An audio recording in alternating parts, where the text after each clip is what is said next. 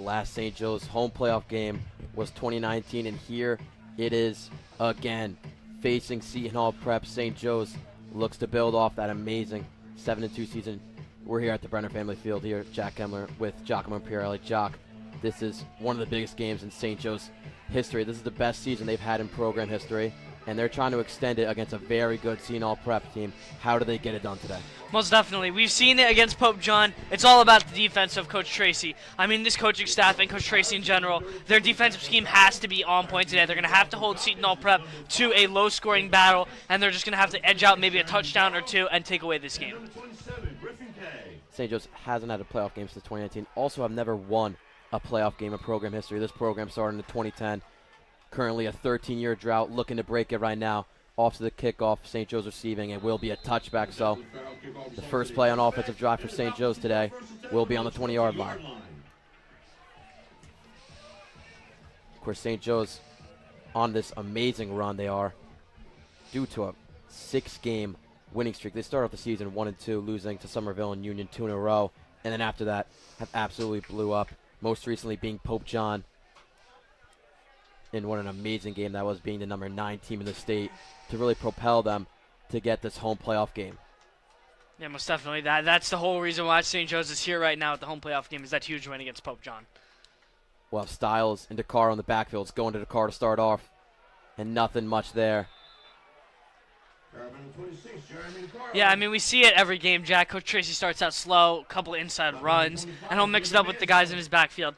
But I'm looking for that scheme that we've seen Coach Tracy cook up all season. It's been those no wide receiver sets where he gets those draw plays or those stretch plays, and one of them always does work for a big game. So we'll be looking for that big play in this first drive out of the Falcons.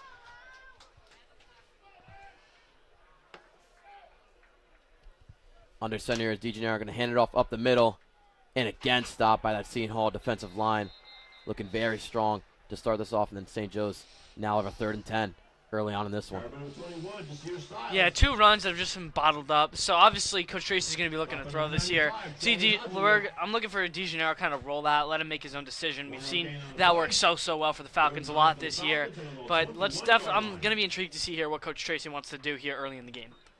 Although St. Joe's won the game on a Jeremy DeCarl passing touchdown, it was really the rush game that worked very well at Pope John. Josier Styles had 21 rushes for 89 yards last game.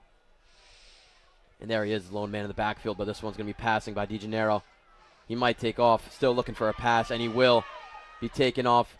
Gets out about 4 yards before the first down marker, so 4th and 4 here. Let's see. They're going to be sending out the punt team to start out. Seton Hall with a 3rd and out. Yeah, I mean, that was just an example of Coach Tracy being a little bit too passive-aggressive.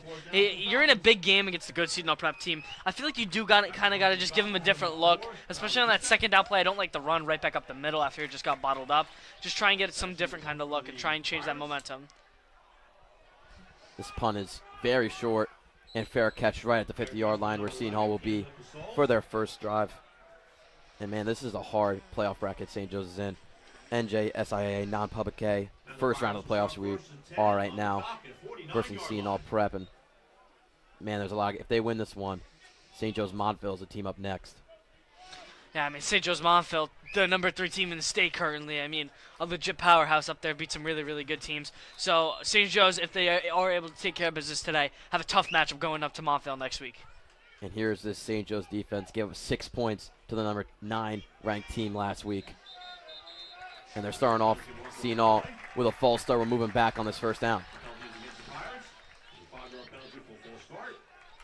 Coach Tracy has won 2 sectional titles in his career, both with Livingston and Ridge, trying to win his 3rd one here at St. Joe's. Has really been building his program very well. As you see, had their best season in program history. Yeah, one other thing, Jack, is that St. Joe's does have to win the penalty battle today. This rush is very good from Seton Hall.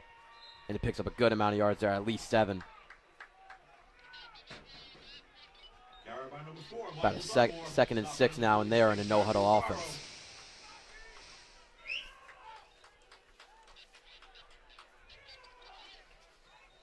So it's another rush. It picks up a good amount of yards there. Yeah, Jack, I mean, I'm intrigued to see Seton Hall Prep working with that quick tempo. We saw that in Summit when St. Joe's played Summit at the Brenner as well, and St. Joe's had no problem keeping up with that elusive Summit team that changed the pace of the game so much. St. Joe's able to keep their ground and work quick. Senior Michael Dunmore with those 2 runs. He's the lone man in the backfield. 3rd down and 2 here for the Pirates. It's going to be a play action. In early in the backfield is Javon Hudson with the sack. Huge play to start off this game, and the Pirates will be punting. Yeah, I mean, time and time again, Jack, we cannot rave more about this middle linebacker duo between Elias Scott and Javon Hudson. They have been the difference makers on this defense all year for the Falcons. That put Hudson at 3.5 sacks on the year. Has been a huge part of the St. Joe's defense, as Jock just said. DeCaro back there receiving with Pappas. He's going to let it roll out, and this might be good for Seton Hall, getting it inside the 10-yard line. As we'll be right back with you for St. Joe's second offensive drive, 8:52 to go.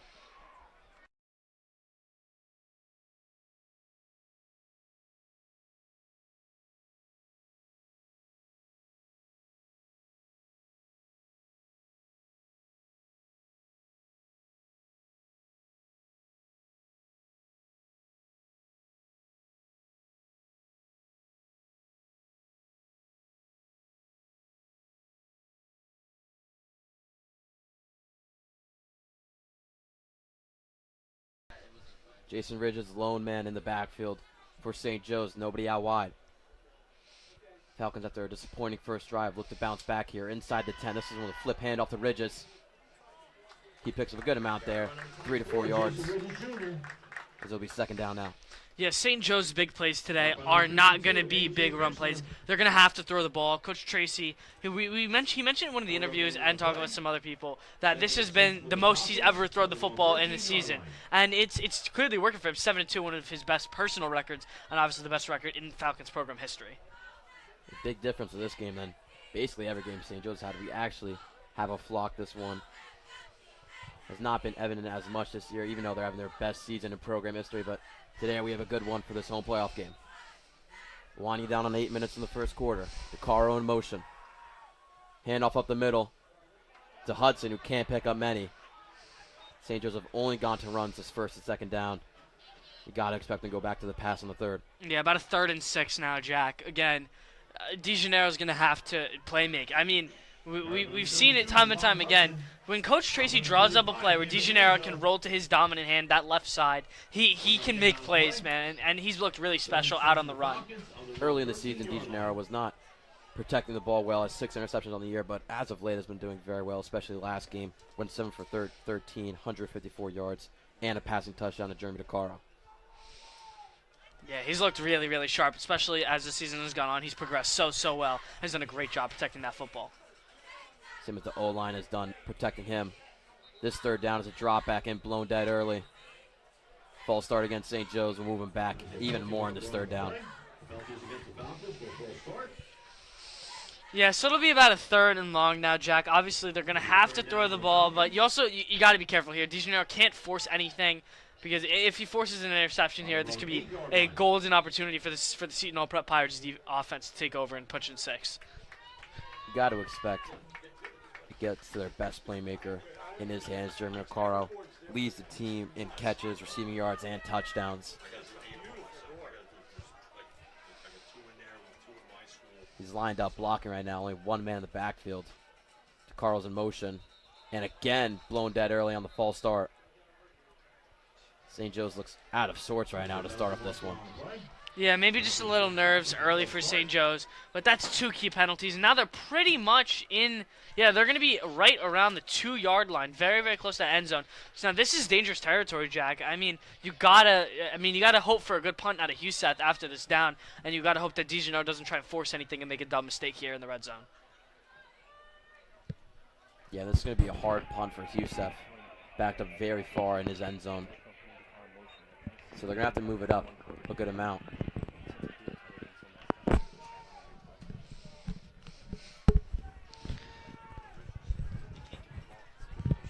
Two halfbacks set, one man in motion for the Falcons. It's going to be the handoff of the middle and picks up basically nothing. This is going to be a hard punt for Youssef on the 5-yard line.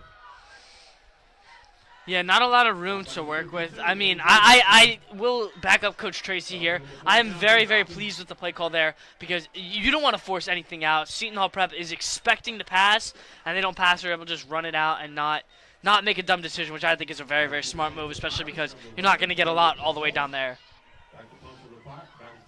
Junior Caleb Pasol's back out there for the Pirates. He's standing at the 30-yard line. This one's muffed and taken down. Youssef will be a safety. Seton Hall gets things started off early here, taking a 2-0 lead and receiving the ball due to the safety.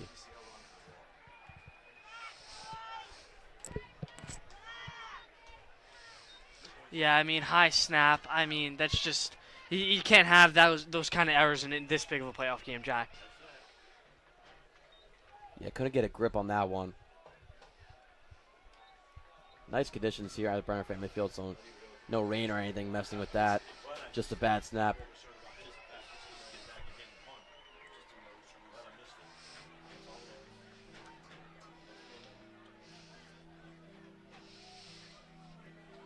Feels like the nerves are really setting in here for St. Joe's. A lot of sloppy mistakes to start off this game, which you don't really see from a Coach Tracy coach team. Yeah, Jack. I mean, this team, it feels like we've been shying away from those dumb mistakes, especially against those later games.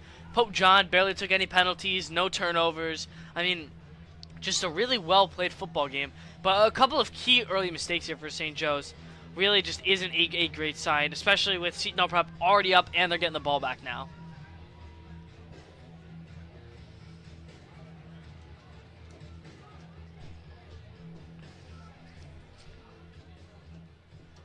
Of course, for high school, it's not really a punt like the major leagues. This one's going to be a kickoff just from the 20-yard line for St. Joe's. Sending a low one out there as Youssef picked up at the 35-yard line. Pirates are moving quick and tackled right in St. Joe's territory at the 45-yard line where they will set up shop for a 1st and 10. Yeah, Javon Hudson on the tackle again. I mean, we've seen it time and time again. He's one of those playmakers.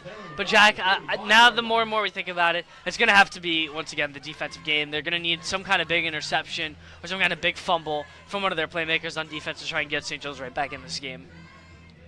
Irving, Scott, and DeCarroll all had interceptions last game against Pope John. And that's one thing about the Seton Hall offense.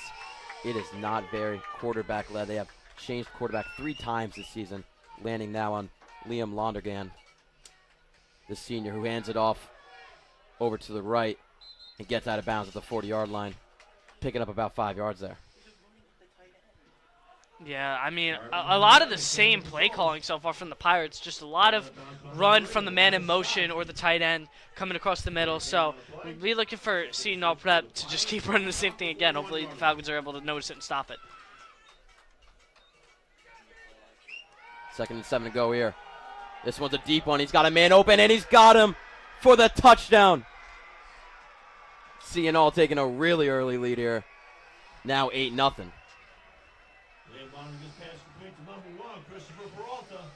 That play covers 41 yards. That is a touchdown for the Pirates. With 5:18 to go in this first quarter, Seton Hall has dominated this game to start. Tyler Colonna there on the coverage getting beat. Don't see that much from him. Off the extra point, number 98, Jack Catchpole. And the extra point from Catchpole is good. Makes it 9-0 to start off here. St. Joe's will be receiving the ball on the kickoff.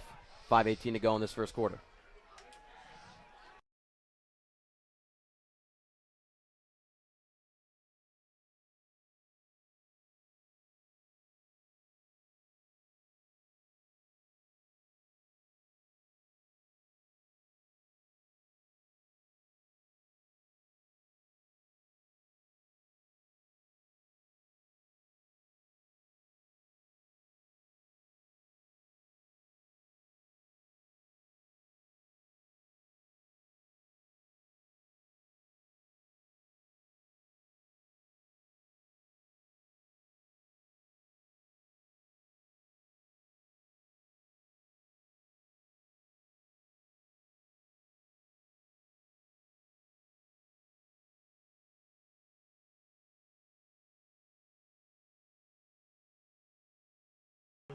Pappas and Caro back out there receiving the ball for St. Joe's. This kickoff is a good one. DeCaro let it go over his head for the touchback. St. Joe's on the 20-yard line to start off this drive. DeCaro's kickoff is also a touchback, and the Falcons will start first and 10 on their own 20-yard line. Yeah, I mean, Jack, what we have to see early out of St. Joe's is on first down they can run it, sure. Second down they have to make some kind of change because they have not had a run more than 3 yards and they haven't really had any big holes or any potential big runs. They're going to have to throw the ball or some kind of play fake or play action where they can get DeGennaro on the run and make a big play because that's what they're going to need to. They got to score on this drive here, Jack. No men out wide for St. Joe's. All blocking except for Styles in the backfield. Bridges in motion. Going to be a play action. This one's deep to Ashton Irving, and he makes the catch at the 45-yard line. Great ball there from Dan DeGennaro. St. Joe's might have to rely on the passing game today. Exactly what I just said, Jack. They're going to have to open up the field. No wide receiver set, just opens up the field. You saw at least 2 guys open. DeGennaro makes the right read, and a huge play to Ashton Irving down the field. And a gutsy throw there from DeGennaro. Everybody was covered there, but led Ashton Irving very well there. So first and 10 now on their 45-yard line. Still no men out wide, but they are a threat from play action. And again, it's a pass here to Ridges. Picks up a good amount here. First down and a lot more taken down at the Seton Hall 40. Rather goes out of bounds way earlier. Ref spots him right in front of the 45-yard line, 44. That will be. See, if you're Coach Tracy and this coaching staff, this is good signs. You got to see that good momentum rolling. 2 good plays back to back. Got to keep this on rolling. Want to really punch in 6 here while the momentum swing still is in the Falcons' favor right now.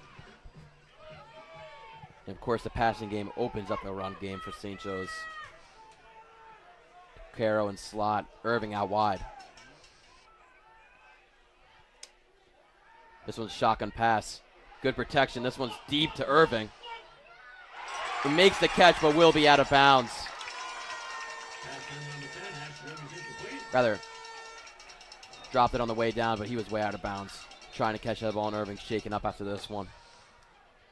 We'll be right back with you for the second down as medicals checked out Ashton.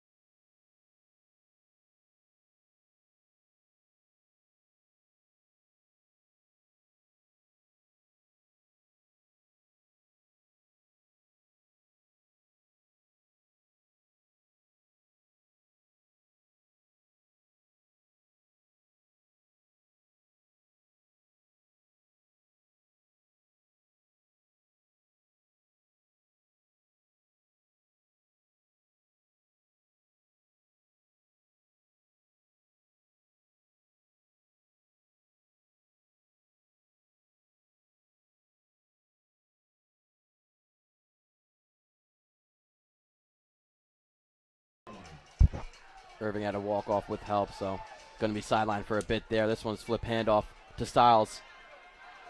He got a good gap, picking up about 5 yards there for now St. Joe's second down. This is stop on number 33, Justin Cook. 4-yard gain on play. Third and 6 for the Falcons on the Pirates' 41-yard line. St. Joe's was starting to gain some momentum there on offense, and then that injury to Irving was tough to see, especially making that huge catch on the start of this drive. Yeah, he's getting tended to on the sideline. Hopefully he is able to be okay and can come back quick, because he is, once again, a difference maker on that offense and going to need number 10 back in the game soon. Had a great game last game against Pope John. Had an interception, 2 catches, and 44 yards. This third down here for St. Joe's is going to be a play action. Rolling out is DeGennaro. Nobody open. He's going to take it himself and runs out of bounds just before the first down. Looks to be about 2 yards short of it.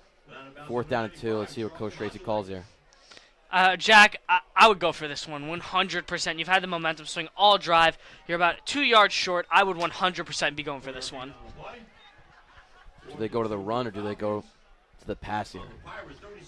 He's calling Ridges over, so my guess is it is going to be some kind of fake handoff or some kind of run. But, I mean, I love the move here. I think that this is 100% the right move to go for this one.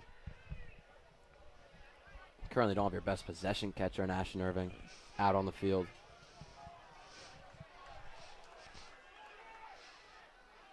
DeCaro and Styles in the backfield.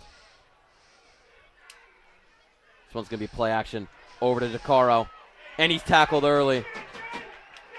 Seton Hall stops him on that 4th down, and they'll take over at the 35-yard line. Yeah, that's just great tackling. That's Ohio State commit Jalen McLean on the tackle.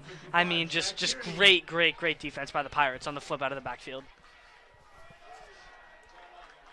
Yeah, you just said it, McLean. That's 87 tackles on the year committed to Ohio State. You don't see that much from DeCaro. He's usually the one to beat the first tackle. Seton Hall going 4 wide here. Sorry for the camera issues. This one's a run up the middle and picking up about 5 yards there.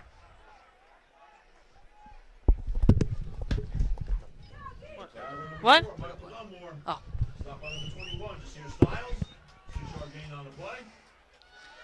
See, no prep now with about a 2nd and 4 here. Rolling right, throwing right. It's caught. Big gain for the Pirates. And this one's going to go all the way. Touchdown, Pirates.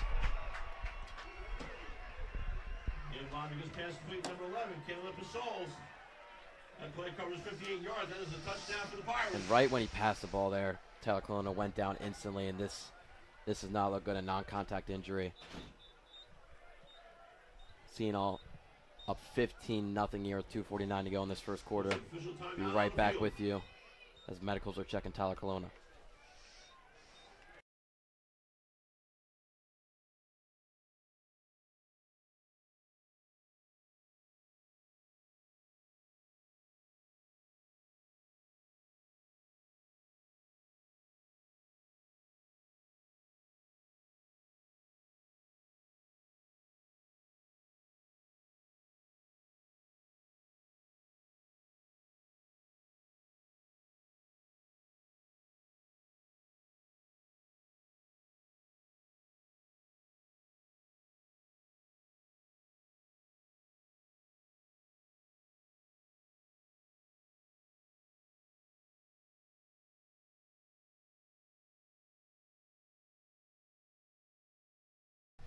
Catchable out there for the extra point. Try to make this a 16-0 lead here in the first quarter. This one's up, and it's good. And Cashpole's extra point is good. 16-0 Seton Hall. St. Joe's receiving the ball now. Now I've lost 2 players to injury. See if Ashton Irving comes back on the sideline right now, but Tyler Colonna doesn't look like he's going to come back from this one. Yeah, Ashton Irving already on the sideline, standing up on his own, and he has his helmet in his hand, not on the head, so maybe not right on this play, but hopefully soon he'll come back. Ty Colonna right now getting tended to does not look very good. We talked about it before the game. Liam Londergan has been benched multiple times this season, this senior, but today has looked amazing. Was benched due to his poor play. I mean, on the season, has 4 touchdowns, 8 interceptions on the year, but today has looked very good, throwing 2 passing touchdowns to lead Seton Hall to a 16-0 lead right now. This kickoff's a little short. Let's see if DeCaro takes it. And he will, picking it up at the 5-yard line and moving over to the left sideline, getting out right at about the 21-yard line. St. Joe's have a 1st and 10. Yeah, I mean, Jack, I said it last drive, especially now you're down 2 scores. Going to have to punch in 6 here if you want to stay in the game with a little bit of time left in the first and hopefully finish it off early in the second quarter. Seton Hall Prep and Falcons only have one common opponent this year, and that's Pope John. St. Joe's just beat them 10-6. Seton Hall lost to Pope John 33-20 earlier this season.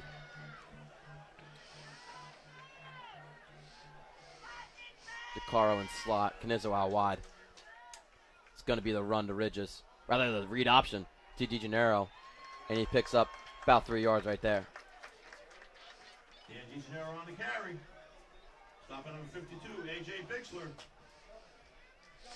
Yeah, once again, Jack, Ashton Irving being on the sideline right now is really detrimental to the St. Joe's passing game. Really going to need him back in the game soon. Cologne again taped up on his ankles currently.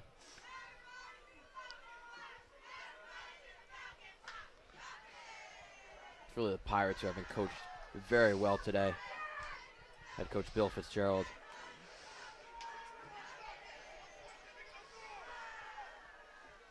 One man in the backfield. Going to be a play action. DeGennaro's going to throw it out of bounds. Makes it a 3rd down now for the Falcons. Comes on the play by 0, Aileen Scott. It'll be 3rd and 7 for the Falcons. Yeah, about a 3rd and 7 now, Jack. St. Joe's once again going to have to be forced to throw the ball here. Going to look for something, so you're going to need that big play downfield. They're going to need DeCaro to make a good route and DeCaro to get open and make a big play.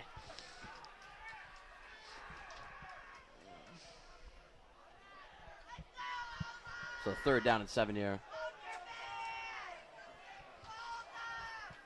They'll put 4 players out wide with Ridges in the backfield. DeGennaro drop back pass over to DeCaro in the middle and almost picked off. Man coming over the middle for the Pirates was very close on picking that one off, reading that one over the middle, intended for DeCaro. Yeah, so now Falcons forced a punt with about a minute 45 left to go. Not great signs for the Falcons early.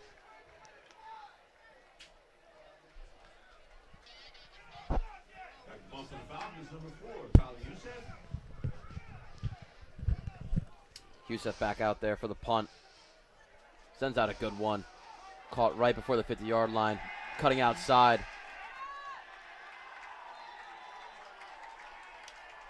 And taken down at the 40-yard line. Where Seton Hall will have another offensive drive to try and extend this lead from 16-0. We'll be right back with you for the Pirates 1st and 10.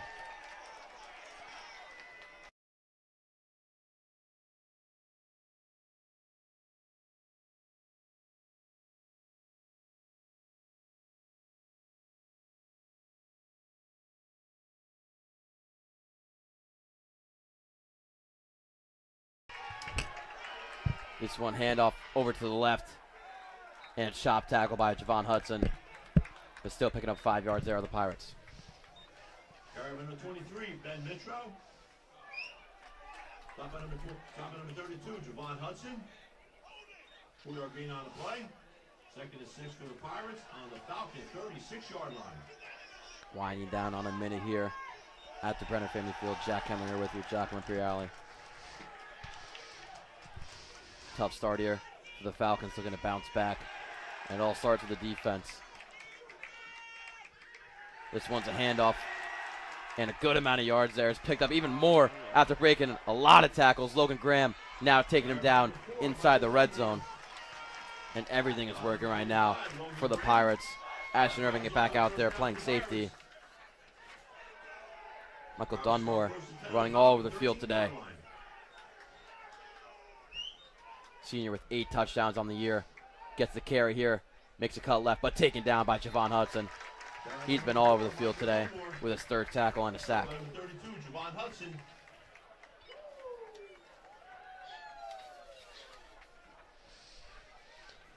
St. Joe's now a critical stop is needed here. If you could hold the Pirates to 3 points and put 6 or 7 on the board right before the half, that could be huge. About a 1-2 score game, but the clock is going to wind down to 0 seconds. That'll take us to the end of the first quarter.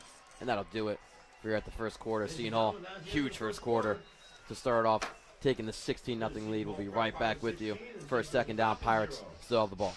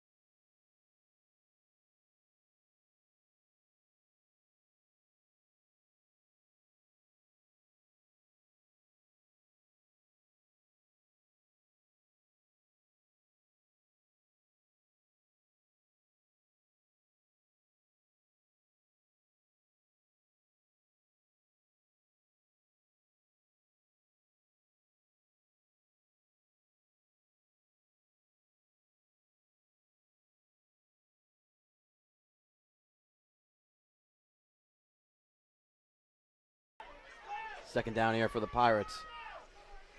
They'll have a man in motion. Handoff up the middle to Dunmore, who breaks a couple of tackles and now inside the 5. Michael Dunmore. Stop by number 8, Elias Scott. Defensive line's been solid all year. Playoffs come a little shaky, but it's only the second quarter. A lot could happen the rest of the game. Jack Kemmler here with you with Brian Berg. Dunmore again in the back row. He's been running over the St. Joe's D-line this drive. It's going to be the handoff to him. And he's in there. Easy for the Seton Hall touchdown. Makes it a 22-0 lead. That play covers 3 yards. That is the touchdown for the Pirates. As all the energy coming in this game has been blown dead by this Pirates offense.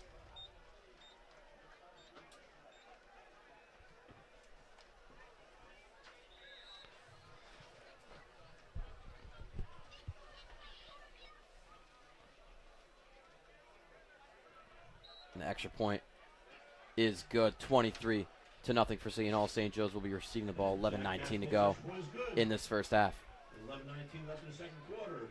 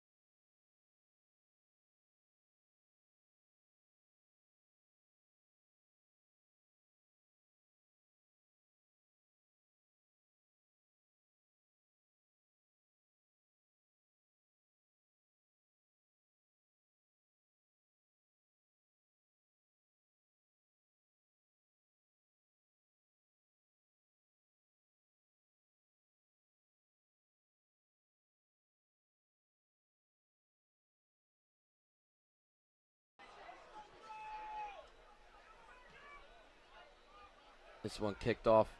Carr will take it. The second one in a row. And again goes to the sideline and tackled just in front of the 20-yard line. Jeremy Carr on the return. St. Joe's needs to score here to have any hopes probably of winning this game. They're usually a second half team, but you can't get that score up 23-0, and it's hard to come back from that in the second half. So we need to get the offense working on this drive. We'll start first and 10 on their own 21-yard line.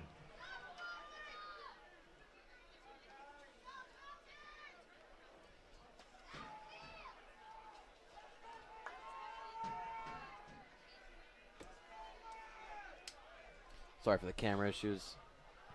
This one handoff and taken. Down, tackle for loss there for the Pirates.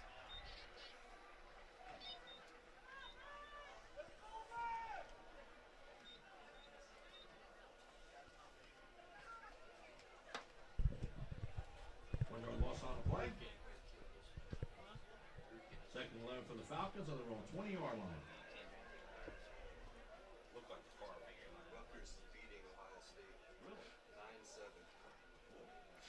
Rutgers beating them?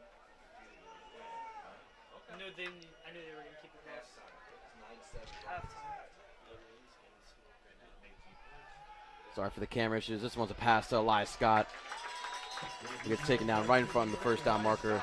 Huge third down here for St. Joe's coming up.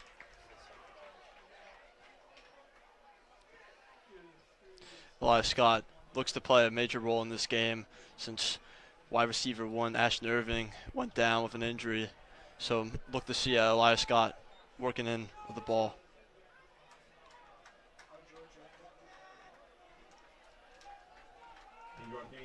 Ten yard gain on the play. 3rd and 3 for the Falcons on their own 30-yard line.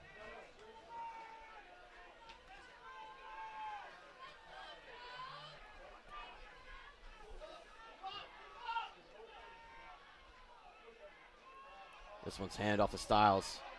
Cuts over the middle and gets the first down for St. Joe's.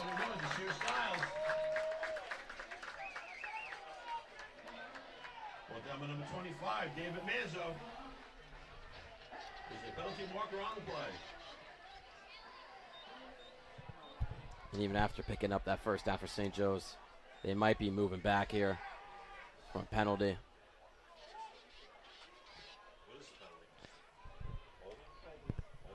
Holding called against St. Joe's.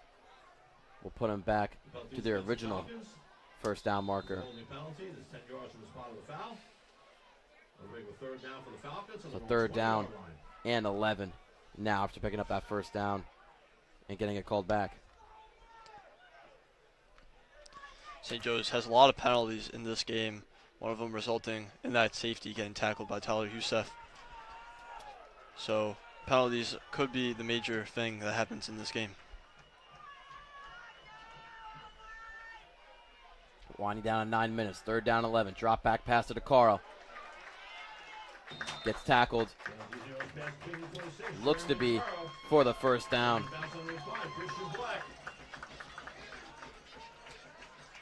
Great play there. Find somebody going to roll back to his other side. It looks to be a fumble and picked up by the Pirates. And now they're inside the red zone after that fumble recovery. And everything is going wrong right now for the Falcons.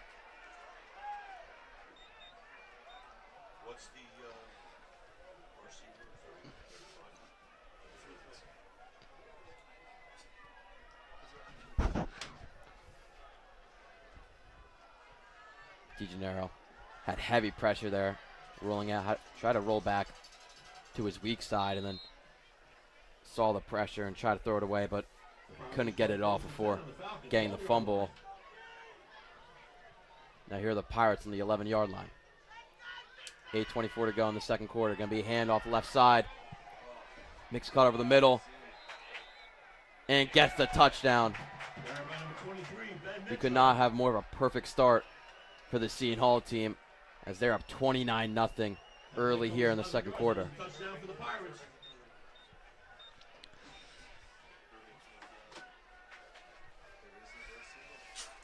We may be next. I don't know.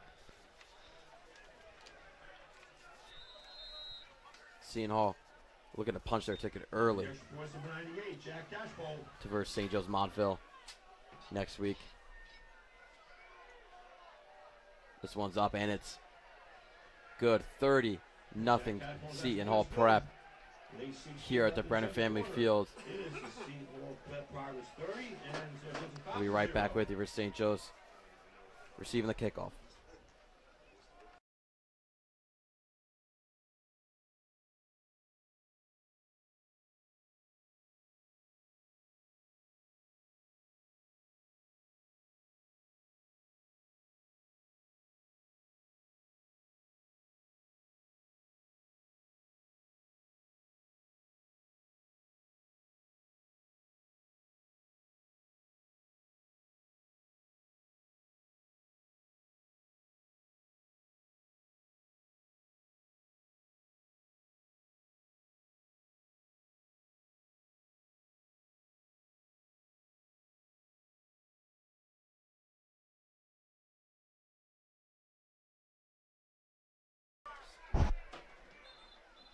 This one's blown dead, the kickoff early.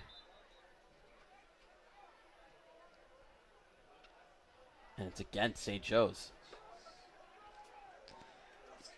It's not going to do much here. That kick was going to be a touchback. They're going to move this one up 5 yards, and this is going to be easy touchback for Seton Hall, or they could try and kick it short to get a tackle inside the 20.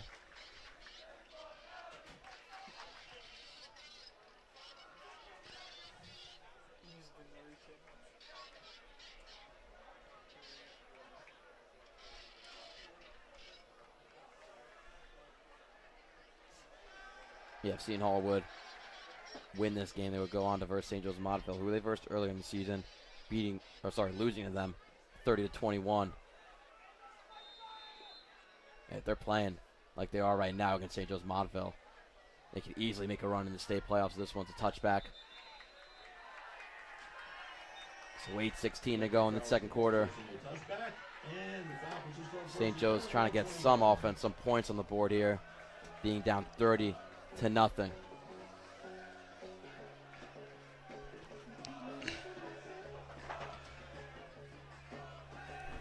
Even if St. Joe's does lose this game badly, it's still good to get the experience, especially having those young guys on that team looking to win next year and try to get the first playoff win in program history.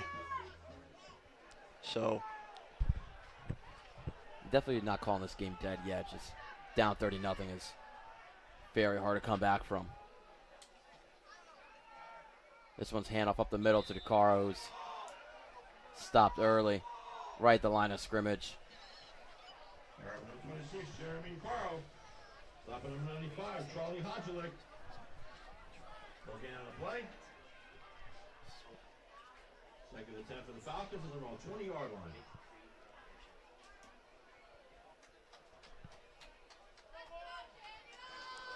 And outside of that, DeGenero fumble and Omer's interception, the pass game has looked amazing for St. Joe's. Just those two plays. Feels like Coach Tracy doesn't want to go back to the pass. 7:30 to go. This one's play action, and he's sacked. Had early pressure there, and it feels like everything's falling apart right now for the Falcons. Now the 3rd down and long.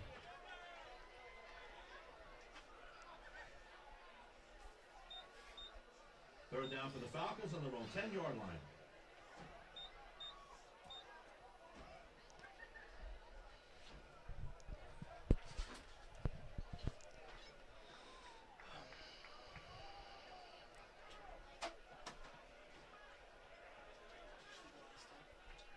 Got to expect St. Joe's to go to the pass here. Canizzo and DeCaro out wide, but it's going to be a flip. Hand off to Ridges, who picks up about 3 yards there. So 4th down and long. Will be sent out the punt team. Are the Falcons winding down on 6 minutes and 30 seconds. That'll bring up a 4th down for the Falcons.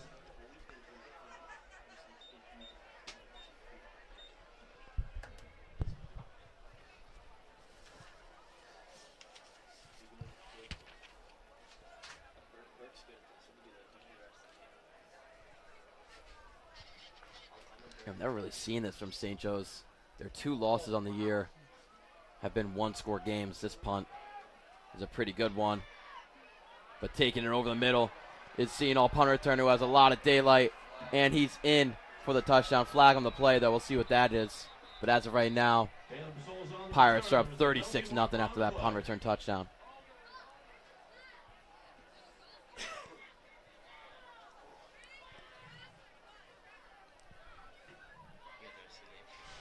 And it's holding against Seton Hall, so it won't be counted as a touchdown.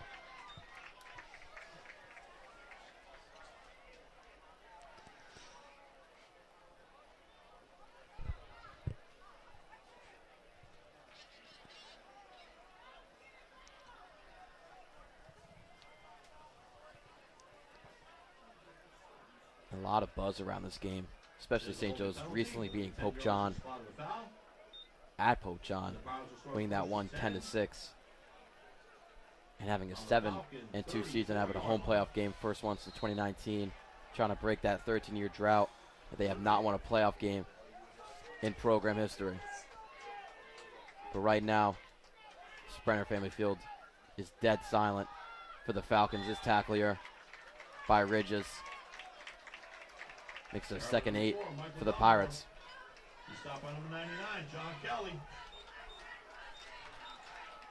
We are getting on the play. 2nd and 9 for the Pirates on the Falcon, 33-yard line. 3 out wide for the Pirates. And batted down by Tyler Huseth. We'll make it a 3rd down and 9 for the Pirates here. This defense looking solid right now. Swan the ball down. Yeah, the defense has been a cornerstone of this team all year. Just said before, I gave up 6 points to Pope John.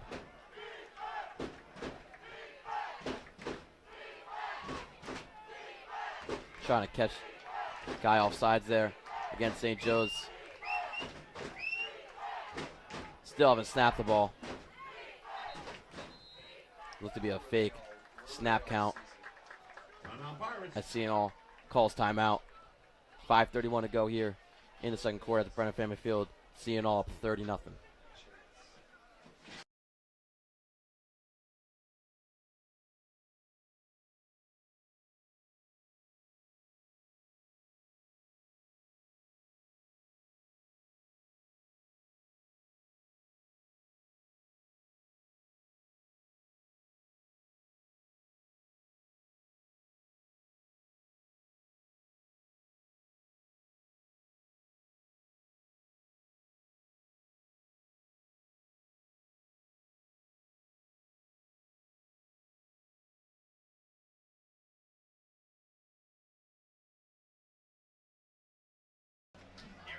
Third down and 9 here for the Pirates.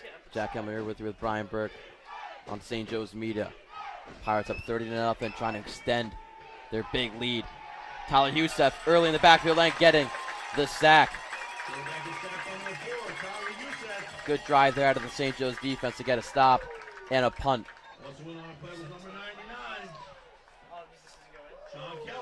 Good defensive play. Could re-alive this St. Joe's offense. Hopefully get some points on the board before the half. And just this defense looking amazing this drive. Huseth twice in a row there. Just had a batted ball, then the first one to get on the quarterback to enable the sack. This punt is going to be a fair catch by Jeremy DeCaro, who catches it on the 10-yard line for 4:44 to go in the 2nd quarter.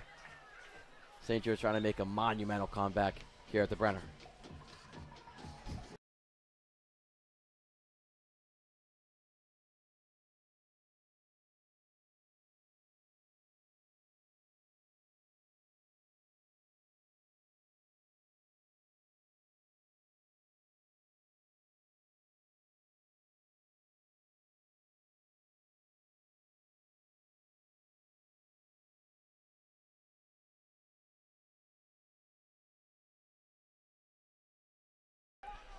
DeGennaro under center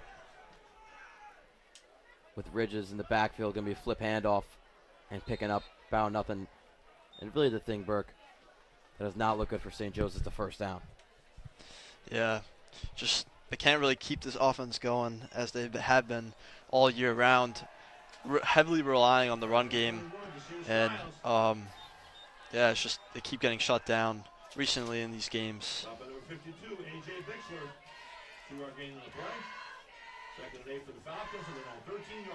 And that one driver, St. Joe's, is starting to move down the field through the pass game. The run game started to open up, but right now, when you have no pass game, Ashton Irving most likely out for the game.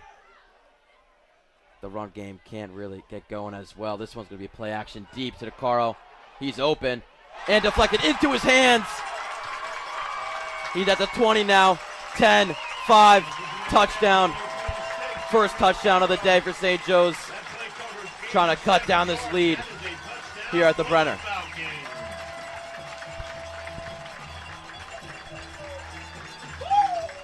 Bit of life here from the St. Joe's crowd and team. Trying to pull off the impossible of a comeback. Still a lot of time left in this game to get this one closer. Off the extra points, number 4, Tyler Youssef.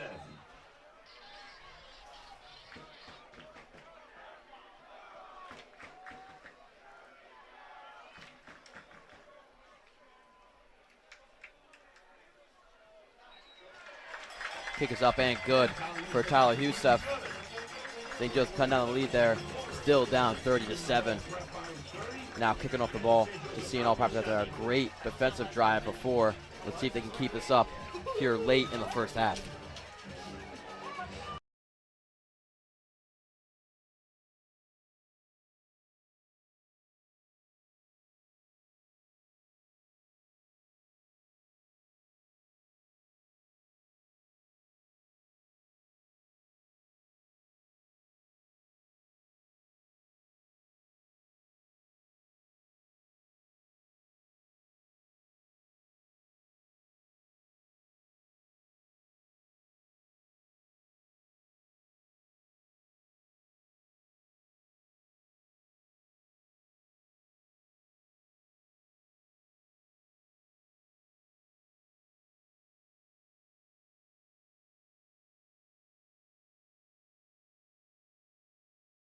And DeCaro beating the Ohio State commit in coverage there. Jalen McClain there in coverage, giving up that touchdown to Jeremy DeCaro.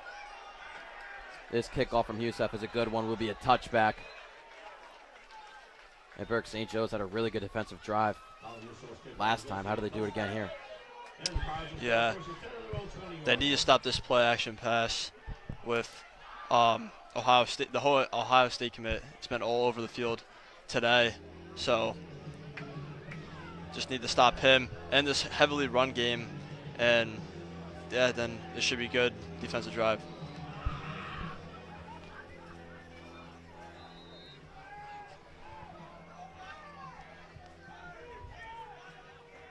Pirates are aggressive here to start. We have the tight end in motion. Going to be handoff up the middle to Dunmore, who's always breaking tackles, picking up about 7 there. Rather is 2 yards short of the first down marker, 2nd and 2. It feels like St. Joe's needs a turnover here. They are not receiving the ball to start the half, so they need to add a couple more points at the end of this one. Dunmore up the middle, has nowhere to go, still picking up, getting right to the original line of scrimmage, rather the line of scrimmage currently. 3rd and 2 now. Number 4, Michael Dunmore. This is stopped by number 21, Jasir Styles. Cocaine on the play. No huddle offense for Seton Hall. Going to be the run of Dunmore, and Jasir Styles in the backfield, stopping him early. Stop by number 21, Jasir Styles. Timeout Falcons. Dunmore picked up about 1 yard there. Now a 4th and 1, but Styles looks to be in a bit of pain after that one. Timeout called here at the Brenner. Jeremy DeCaro touchdown, and now a 4th and 1 for St. Joe's on defense. See if they can make a stop.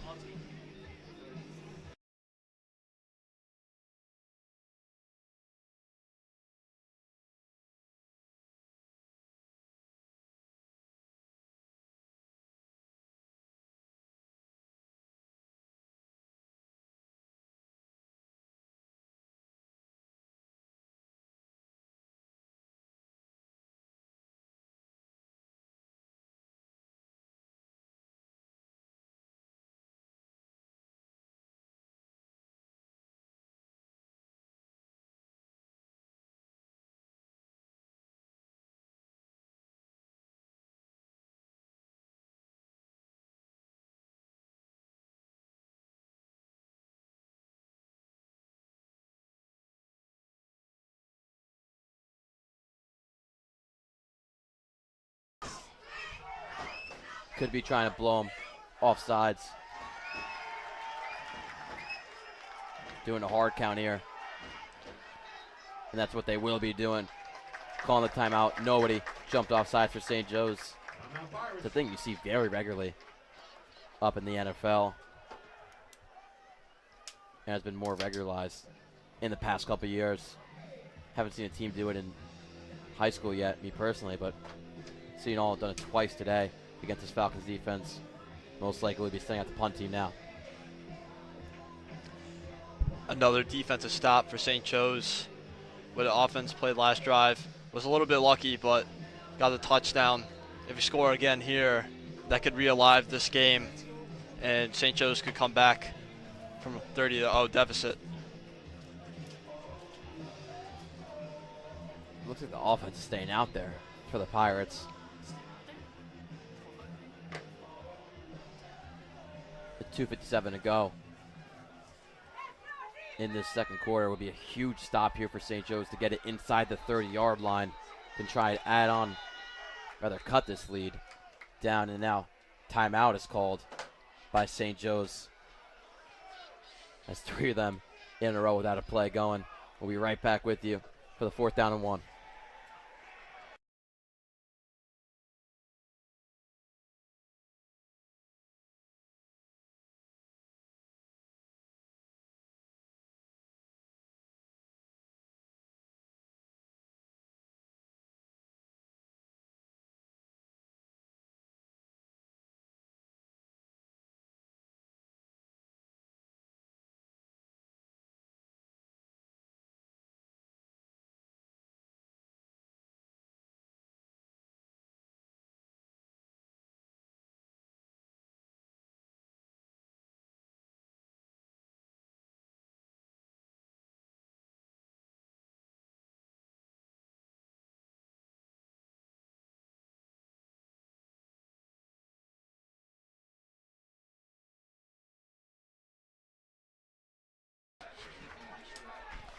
And the run up the middle here from Dunmore, trying to jump over the O-line.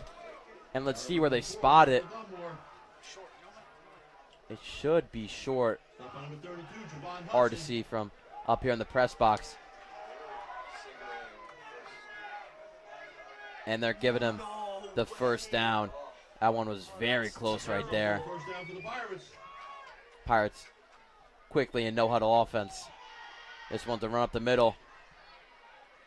And a good amount of room. Ball's out, but was taken down before it was out. So first down there for the Pirates. Ben Mitro on the run had the touchdown most recently for Seton Hall. And they're still moving quick now. Down to 2:20 left in the game. Goes to the tight end here on the reception. Picks up about 4 yards. This tight end, Casey O'Sullivan, has been all over the field today. Blocking in motion. Currently committed to Columbia University. Now second down here, winding down on 2 minutes here in the first half. Lungard with a play action. Throwing over to his right. Flag thrown on the play, but first down and a lot more picked up by the Pirates. Let's see if this one's pulled back.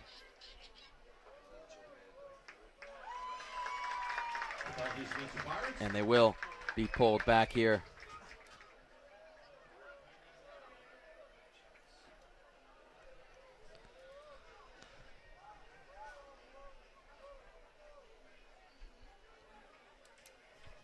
Lundergan looking very good in the pass game today.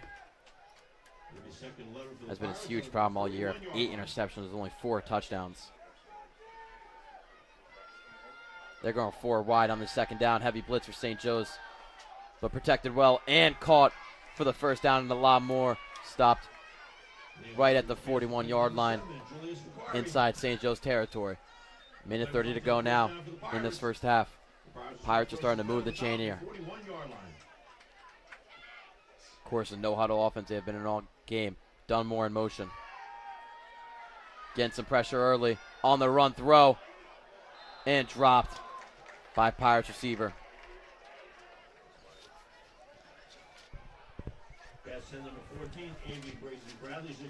He was wide open, too, on that play. Bracy Bradley there on the drop. Lungard had pressure early. Evaded it well. Put a nice ball out there on the run, but Second and 10 for the couldn't get Pirates. anything out of it. Now 2nd and 10 now 41-yard line. with 1:20 to go.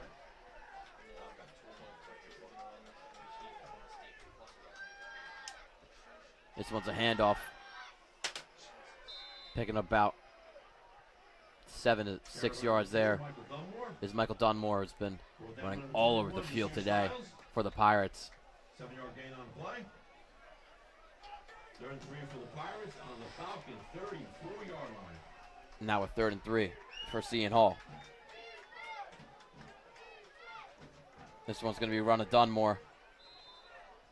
Going down the B gap and picking up the first down. Gets a stop by number 8, Elias Winding Scott. down now. The clock is stopped at 51 seconds.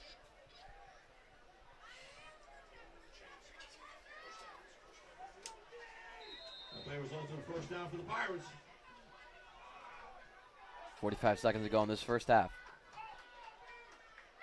Drop back pass. Elias early in the backfield, but caught by O'Sullivan, the tight end, inside the 10. Now is Seton Hall. That play results in a first down for the Pirates. Pirates have 1 timeout left, and they're running a play here with 30 seconds to go. On the 10-yard line, give me a pass over to the right, and incomplete. Logan Graham there on the coverage. Makes it a 2nd down. With this no huddle offense could cause some miscommunication issues for this defensive secondary, as you see in 2 wide open guys on this drive already. So St. Joe's needs to adapt to this no huddle offense.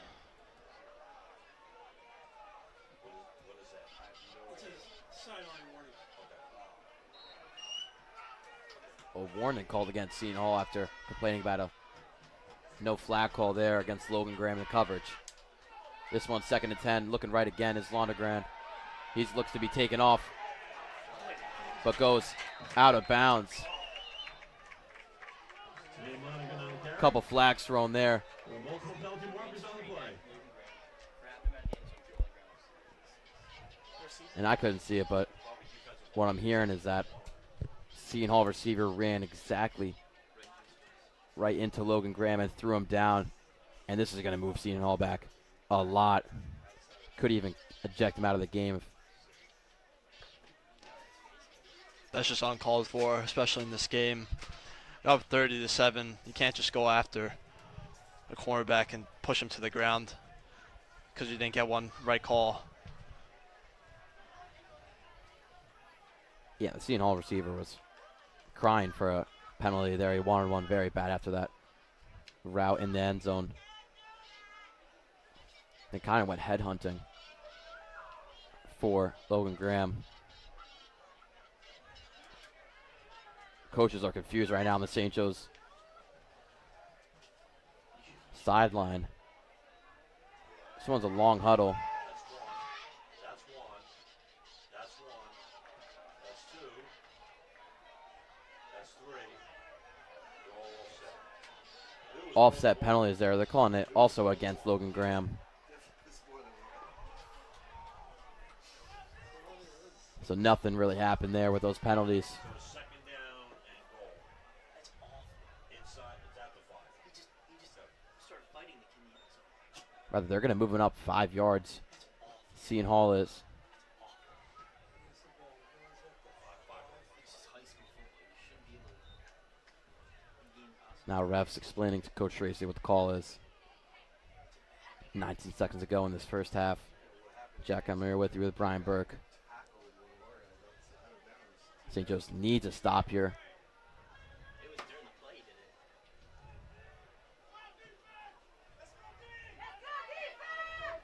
it. Bit of a mismatch here. O'Sullivan. Styles is on him.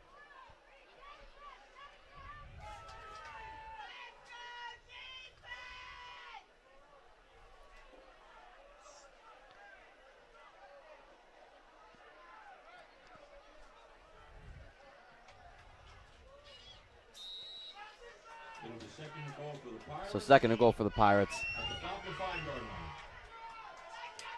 In shotgun. Thrown over to his right side is Lundergren. And break up by Logan Graham. That's number 88, has looked very good in Tyler Colonna's absence. And now with 15 seconds left and a third down. Correction, pass to number 15. Danny Easter is incomplete. And Logan Graham is only a sophomore, playing big in this playoff game. Expect a bright future for the St. Joe's secondary. Yes, 14 and a half tackles on the year and a tackle for loss. Third and goal for the Pirates on the Falcon 5-yard line. And that's lockdown defense in the cornerback position. This is third down here for the Pirates. Going to be a pass over to O'Sullivan, and he drops it in the end zone. Would have been an easy touchdown for the Pirates. Now fourth down, they'll be sending out the kicking team to make it a 33-7 lead if this one is good.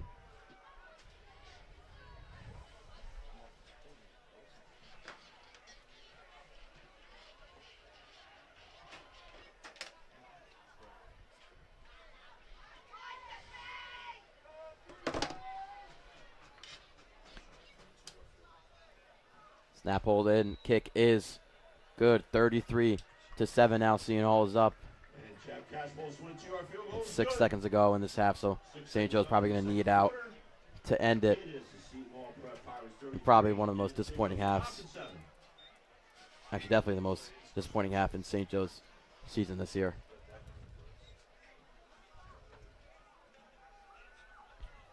Still a lot of football left. Have a whole half on the other side.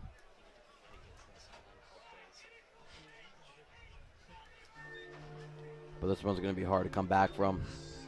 Down 33-7 here at the Brenner. In the NJSIA non-public A first round of playoffs. Winner of this versus St. Joe's Montville.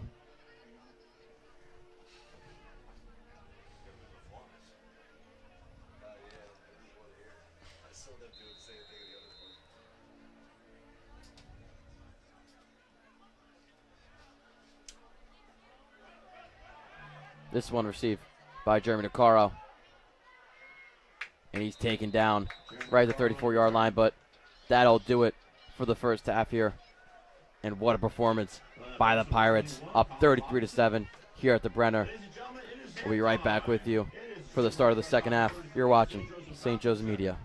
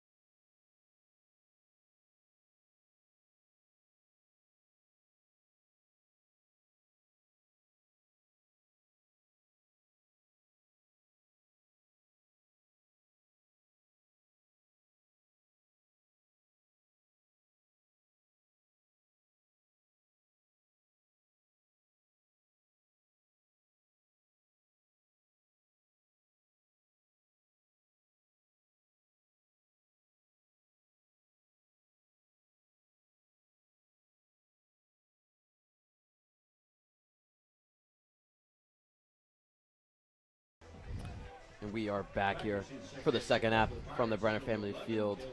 St. Joe's probably their most disappointing performance in that first half, trying to pull off the impossible and come back from 33-7 here in the first round of the state playoffs. Jack, I'm here with you with Richie Zangara. Richie, is there any chance this team can pull this comeback, and how do they do it? Yeah, Jack. You really can't rule these guys out just yet. I mean, we've seen DeGennaro throwing the ball a lot today. Obviously, we need some big defensive stops, maybe a couple turnovers, and I think we can get back in it.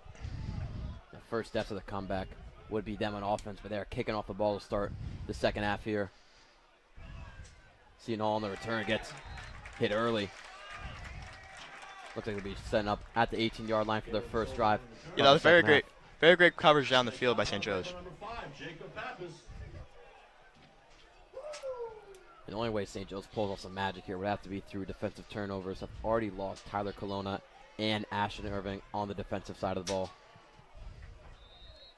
Their top corner and safety both out for the game.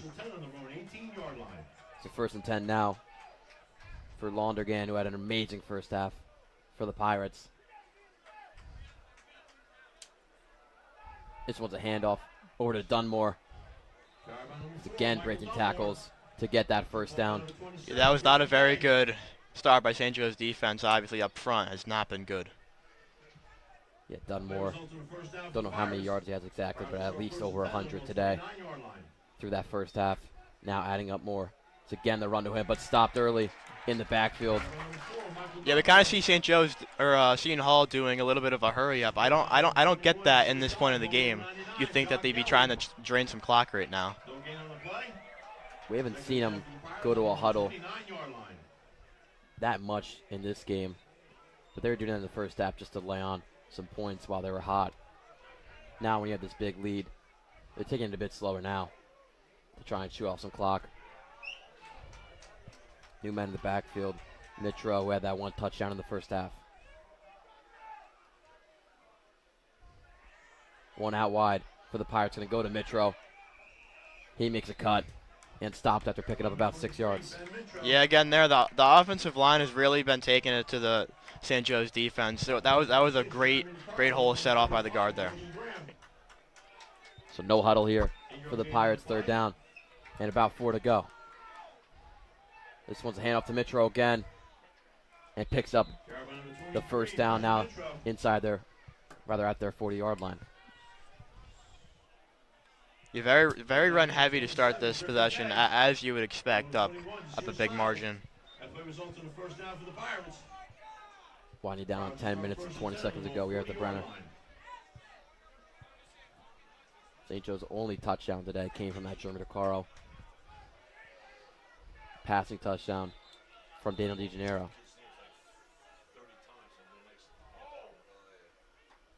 A timeout? Bit slow to blow the whistle there, but here on this 1st and 10 on the 40-yard line. It's going to be a play action, and hit while throwing will be incomplete. Jeremy DeCaro there with the pressure. Yeah, that was fantastic by Jeremy DeCaro. Exactly what you need going to a 2nd down. Coach on the number 32, Javon Hudson.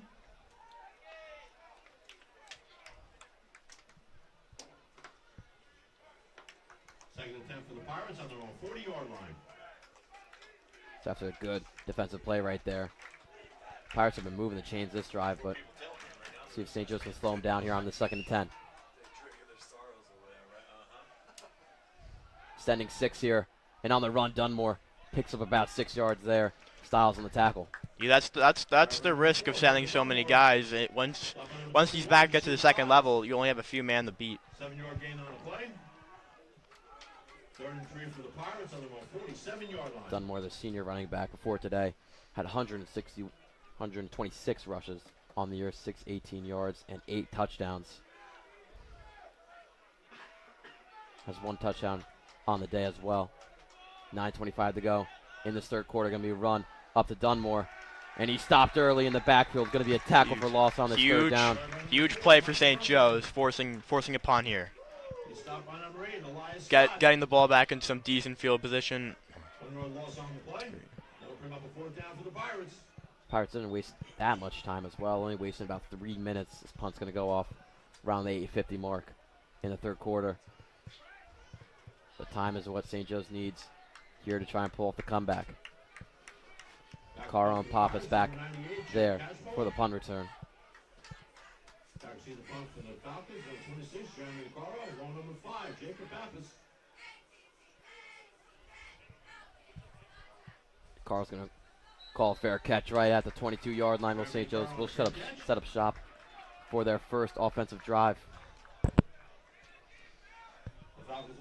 Yeah, Jack. This is where the game should shift. Obviously, if St. Joe's can get some points on the board, I think that Seton Hall might feel some pressure, maybe make a couple of mistakes, leading to some big turnovers.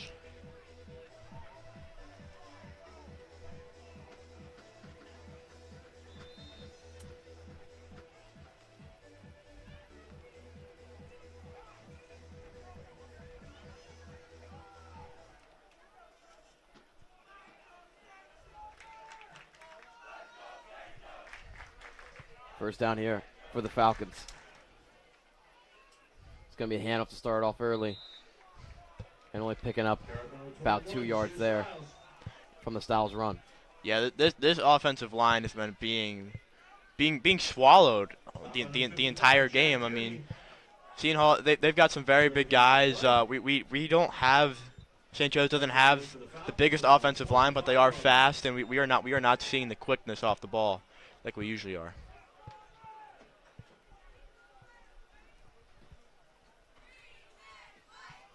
Yeah, the O-line has usually been a staple for the team on the offense this year in the past games. In that Pope John game, really, the rushing and the passing protection was amazing. This one's going to be play action. And thrown deep to the car, who's wide open, and makes the catch. Beating 2 men in coverage, trying to get in the end zone. 1 man trailing him, and he's in the end zone. Huge play by St. Joe's here. 33-14. Midway through the third. Do you think Coach Tracy is thinking about going for 2 here? He definitely could think about going for 2. They're going to send the field goal extra point unit out. Well, that's just a start you need to try and make this comeback. If this kick is good, would make it 33-14.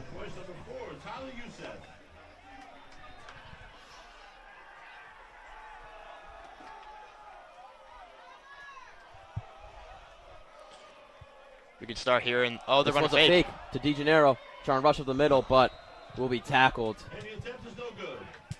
That one was easily seen by the Seton Hall defense. Was clearly some problems with DeGennaro and Coach Tracy. I don't know what they were trying to do, but yeah, that was just an abomination. So now down 20. Makes it a 3-touchdown game here at the Brenner.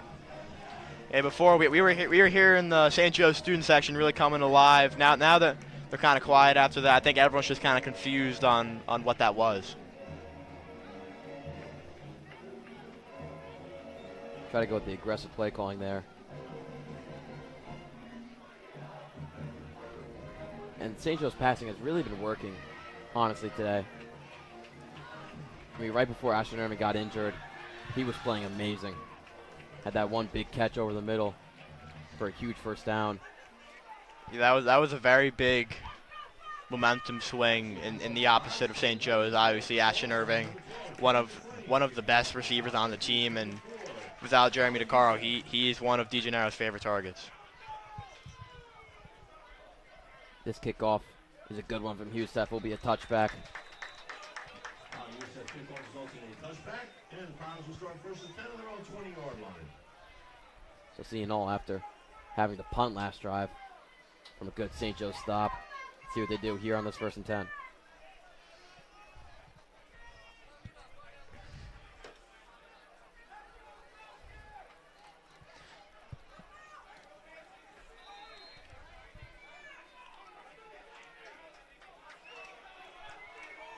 Jack Hemley here with you, Richard Zagar. You're watching St. Joe's Media. St. Joe's trying to pull off the comeback here in the first round of the state playoffs. Down 33-13. Seton Hall has the ball. 7:39 to go in this third quarter.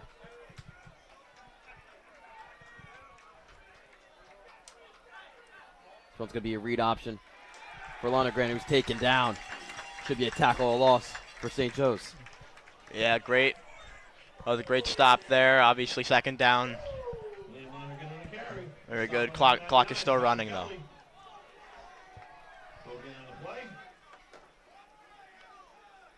Seton Hall now going to slow down their offense after that touchdown. Starting to realize how momentum is slowly moving towards St. Joe's way.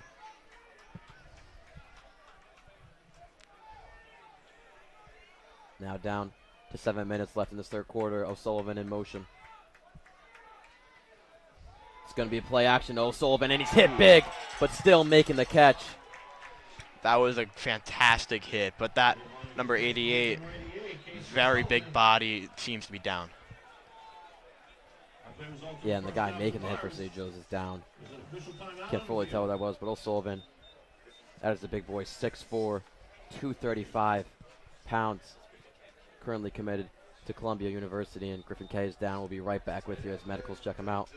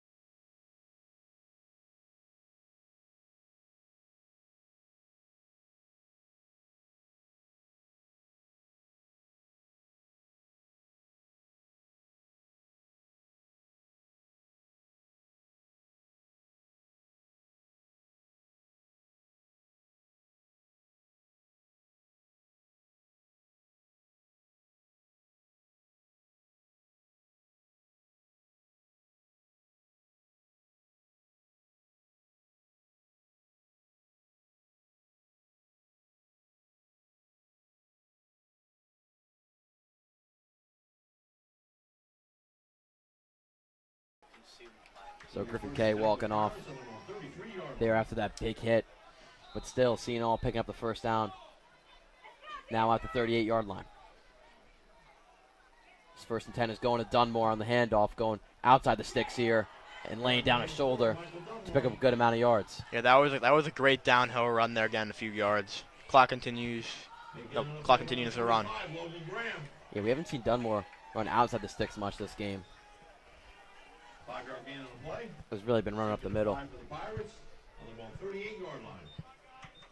Yeah, with about 6:20 left in the third quarter, do you think Coach Tracy's going to send some pressure here?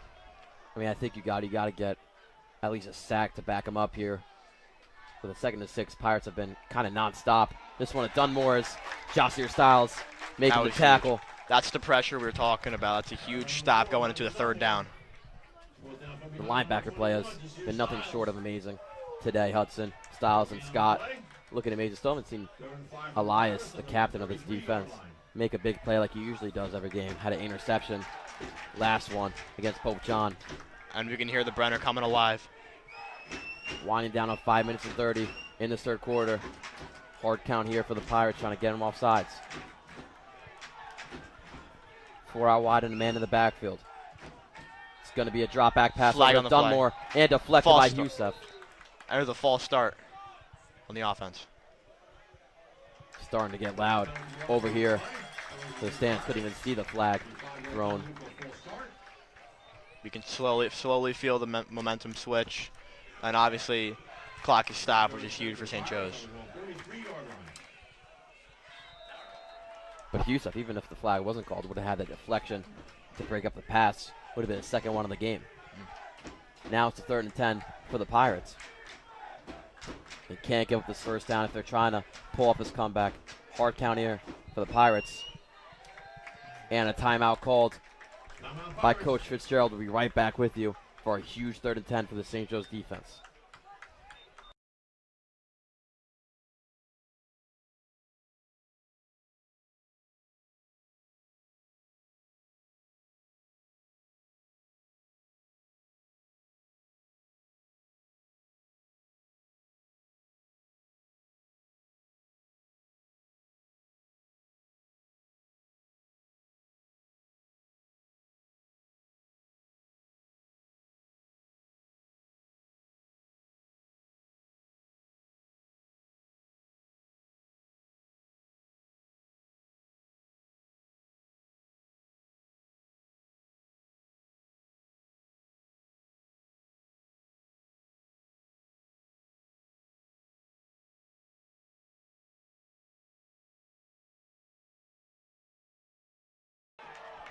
It'll be a 4 wide for the Pirates here on this 3rd and 10.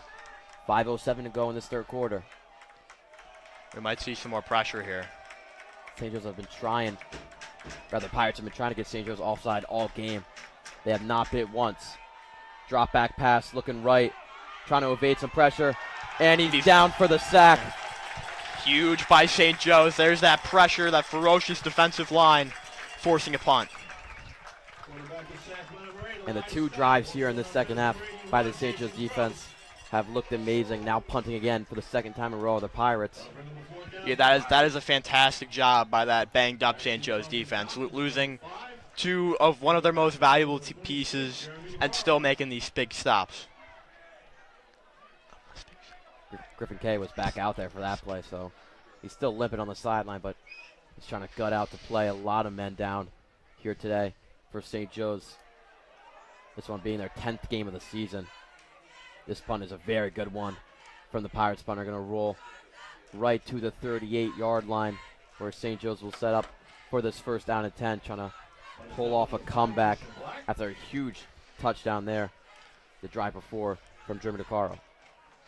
Yeah, this is another huge possession for St. Joe's, obviously getting touchdown and 2-point conversion. They're only down 12 points. With 4 minutes left in the 3rd quarter, we can still see St. Joe's having a chance of winning.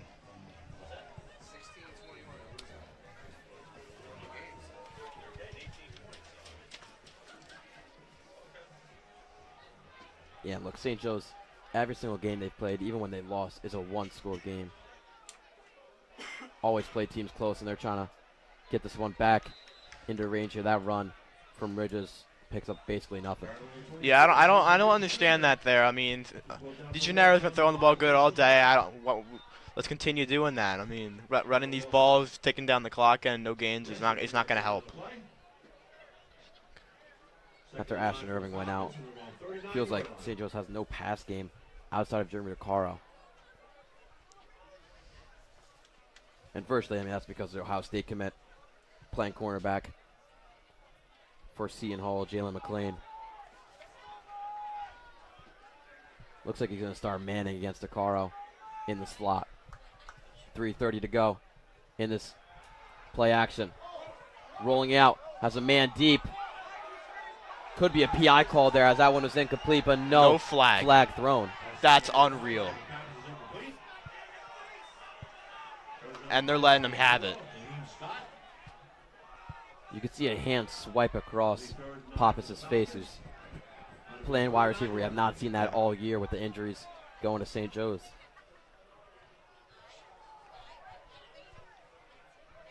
And I definitely feel like that could have been a PI call. Yeah, that would have been huge. They'd be having great field position around the 20-yard line. Now they're still back at their own 40. Here comes a huge 3rd and 9 here. And obviously, Jack, would you think Coach Tracy would go for it on 4th down? I mean, it depends. I think if you have a 3rd down and 5 or less, I think you go for it. But this is a little too far, especially for that offense has been playing. It's gonna be a rollout for DeGennaro, trying to evade some pressure and trying to hit DeCaro, and he will. Could be called incomplete as it was, and they will call it incomplete just as he got hit, going out of the sideline. Ball went out. Yeah, that was another huge hit on DeCaro. Seems a little shaken up. And it's a tough call there because he had possession the whole way until he hit the ground out of bounds. And Sancho's going to punt him away. Yeah, this one is too far to go for Coach Tracy.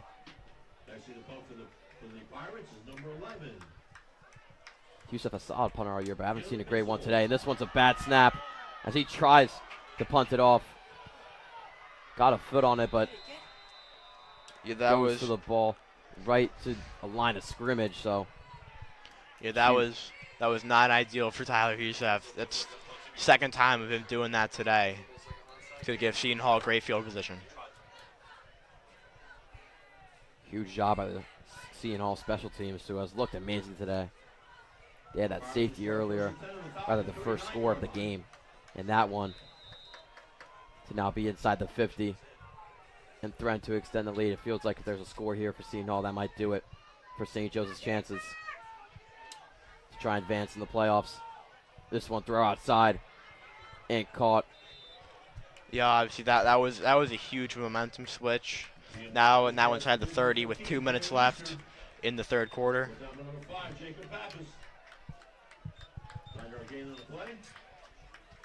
Second and 1 for the Pirates on the Falcon 30-yard. Pirates starting to move quick now in the offense. It's going to be a pass. Kusef early in the backfield, but going to be one-on-one coverage and caught. Lounging for the touchdown, and he's in. Seton Hall adds to their lead, stopping all the St. Joe's momentum. Yeah, that was a very great catch, very great throw off his back foot, also getting hit. He's kind of won the jump ball, overpowered. Yeah, it feels like that one. It's going to be hard to come back from this one now. If they put this up, going to be down 27 with only 2 minutes to go in the third quarter and a full fourth quarter. Yeah, definitely. Point up and good. Makes it 40-13, Seton Hall leading. Yeah, definitely. Yeah, the wing T really is not a great come from behind offense. I mean, we've seen them kind of going into that double tight, going play action, but we might see a little bit more of a shotgun passing game going.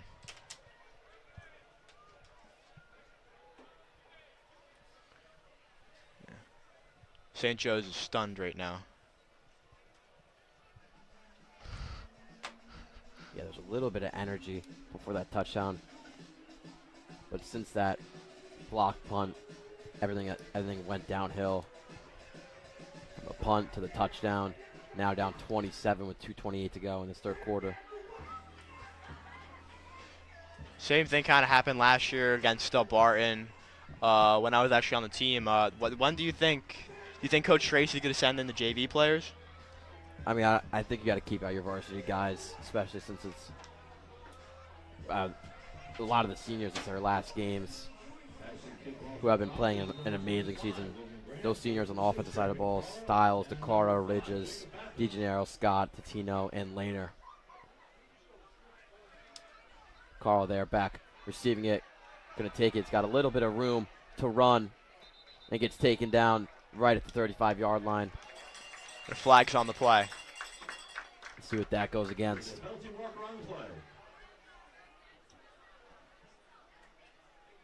Looks like a block in the back.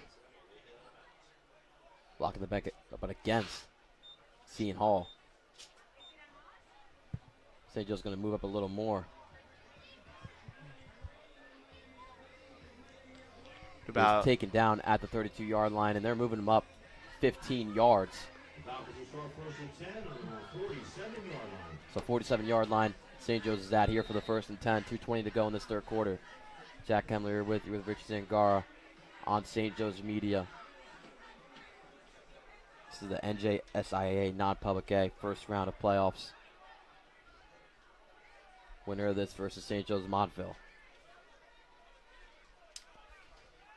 Play action for DeGennaro rolling out to his weak side.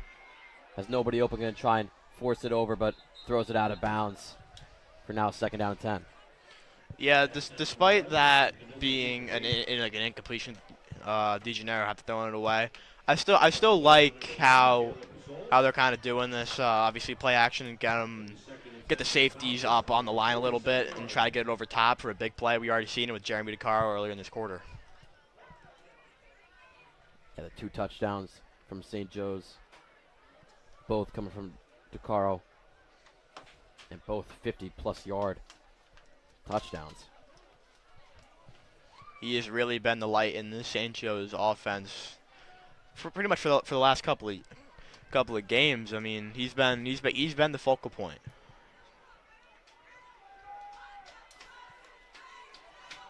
Yeah, has 16 touchdowns on the year, including the 2 today. This one again, play action over the middle of Pappas. Gets the catch and breaks the tackle. Has a bit of daylight and taken down inside of the red zone. Great. Pappas coming in for the Ashton Irving injury, and he's playing good. Great toughness by Jacob Pappas there. he got hit hard and still got up and got a couple more yards. It's kind of funny after he got hit there from the catch. He stood there for about 2 seconds. There's an official timeout on the field. Then ran out of the tackle and We have a player now, down. Yeah, now an injury timeout. So we'll be right back with you. St. Joe's 1st and 10 on the 19-yard line.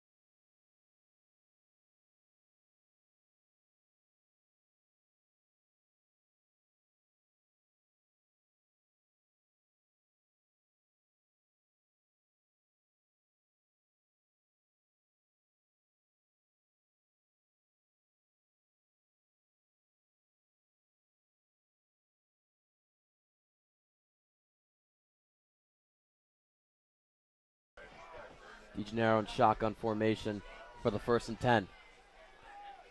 This is St. Joe's first drive in the red zone. DeGennaro evading pressure, trying to throw over to DeCaro, but it's incomplete. Yeah, seeing heavy pressure there. They went out of an empty backfield this time, which is interesting. We've seen them go usually out of like a double back or single back formation to kind of help with the pass protection, which has obviously been working. But I mean that play, no one else to protect them but the 5-0 line up front.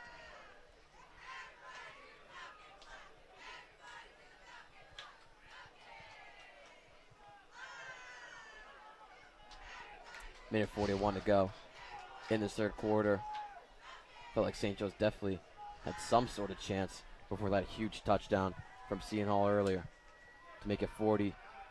This handoff to DeCaro, trying to run outside the sticks, breaking a couple tackles and taken down. Oh, he cramped up. 26, Jeremy DeCaro slow to get up. Looks to be okay.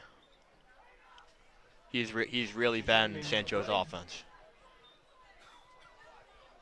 And you can see on that play his shiftiness in a big play. So St. Joe's on the 13-yard line for a 3rd down. Winding down on 60 seconds here at the Brenner. This one's going to be a run to Styles, who's just short of the 1st down marker. You got to believe Coach Tracy goes for it on this 4th down. Yeah, DeGennaro, they've been very good on the QB sneak or the tush push, kind of with the Philadelphia Eagles. I think we're going to see that here. 4th and 2 for the Falcons on the Pirate 11-yard line. They actually might just draw out the quarter, 29 seconds and rolling.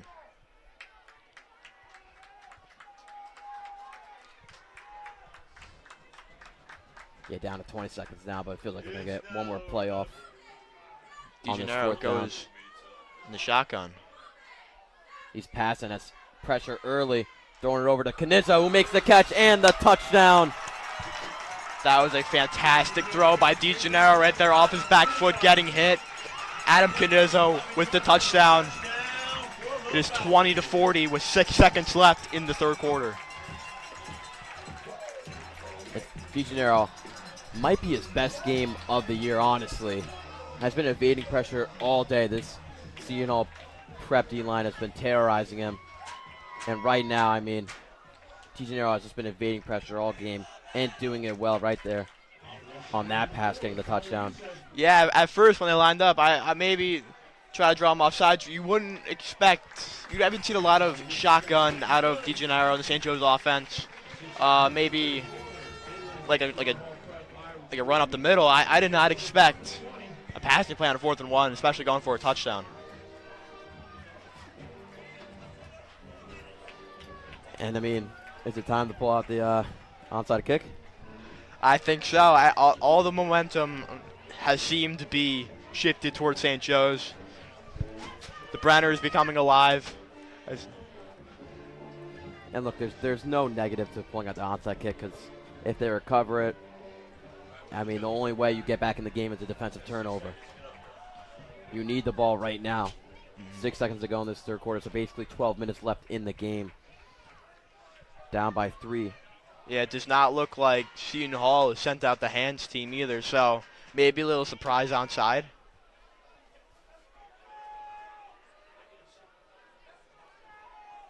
Of course, Youssef is a lefty kicker. Don't see that much. But has been good for the Falcons all year. But they're going to kick it off over to the Pirates. He receives it inside the end zone and going to take it himself. And brought down right about at the 25-yard line, and St. Joe's going to need a defensive turnover here. Yeah, definitely. I do understand not going for the onside. Still a whole quarter left to play. But I do think that the coverage downfield on the kickoff has been very poor. I mean, the guy was falling backwards in the end zone. He still got 25 yards. That really can't happen. Ladies and gentlemen, it is 50-50 time. So this one's the greatest stat. After that Adam Knizl touchdown, it is the first touchdown caught by any receiver not named Jeremy DeCaro this year by the Falcons. That is a wild stat.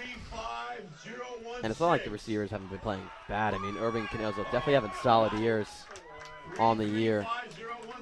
Just DeCaro with 11 touchdowns on the year. It's been taking over the offensive side of the ball. Yeah, definitely. Even next year, I think with Pappas and Ashton, we're gonna have a very great receiving core, I think. And Tyler Youssef, John Kelly, Brody Picaclaro is still a sophomore. This pass from the Pirates is caught. About a 20-yard gain there to start off this drive. And they're already back trying to swing the momentum. Yeah, it seems like in this third quarter, the offense has really been going punch for punch. Defenses have not been great, but St. Joe, they cannot have this down 20 points.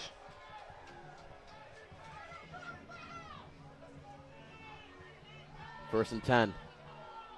Lundergan throwing it over to O'Sullivan, who picks up a first down and a lot more.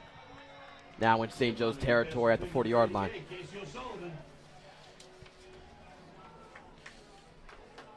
Yeah, it seemed like Jasir Styles slipped there. Maybe resulting in a couple extra yards from that. Styles has had a very good game defensively wise. Had a tackle for loss this one's going to Dunmore, and he's picking up a lot of yards. Yeah, plays here from Seton Hall, and they're all 10-plus yards.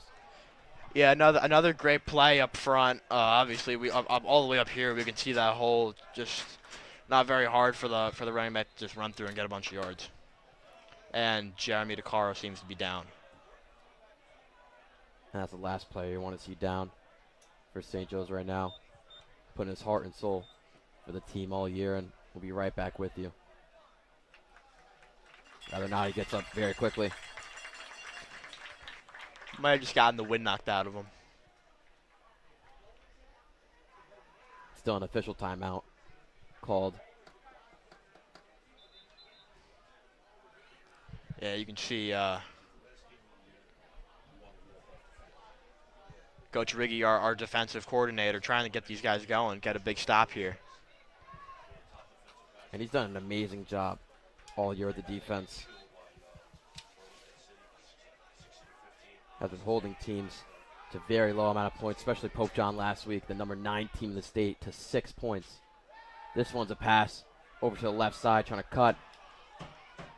And gets a first down and more, trying to get the touchdown, and he's in. And that might do it here from the Brenner Family Field. Yeah, that play has summed up this entire game. I mean, obviously, just missed tackles and just people getting overpowered by size. It's going to be 46-20, Seton Hall. And this is a real statement game from Seton Hall. Really coming in this game, it looked like St. Joe's might have been the favorite team after Seton Hall lost to Pope John early in the year, 33-20. And St. Joe's just beat him last week 10-6. With that common opponent, it looks like St. Joe's could have a chance today. Seton Hall also 3-6 on the year. That kick is good. Yeah, we have seen St. Joe's defense be dominant all year, but not this game. I mean, this is easily the worst showing St. Joe's had all year. So Seton Hall will most likely be moving on to first St. Joe's Montville, who they versed earlier in the season. Montville beating them 30-21, but with how Seton Hall is playing, I mean, I think they can easily take down the other St. Joe's.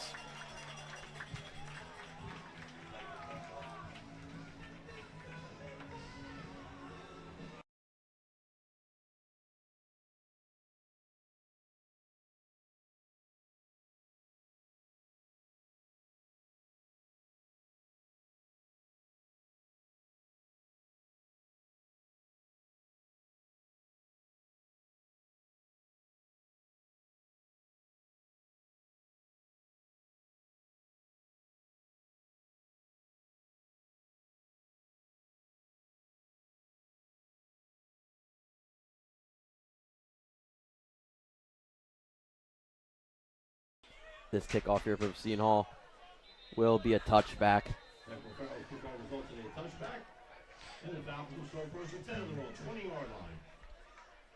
St. Joe's going to keep out their varsity team with 10:48 to go in this fourth quarter. Yeah, I do like it. Obviously, Coach Tracy's a big pride guy, going out with some pride. They're not going to give up on this game yet. They're going to keep picking away and trying to get a couple more points on the board.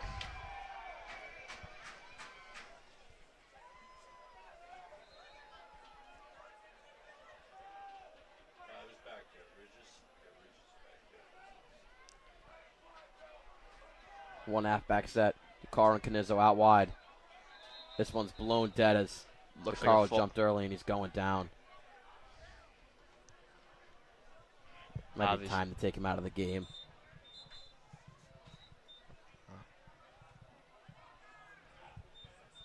Seems some frustration on St. Joe's side. Looks like the car is cramping up. Carl currently has one offer from Marist University D1. Has been looking for some more, but if it comes down to it, will ultimately decide on a D1 college for his football career. And man, has he had an amazing one here with St. Joe's. Yeah, definitely. Also a great academic student, National Honor Society guy. He's really been the light of the St. Joe's offense, and this might be one of the last times he's gonna play on Brenner Family Field.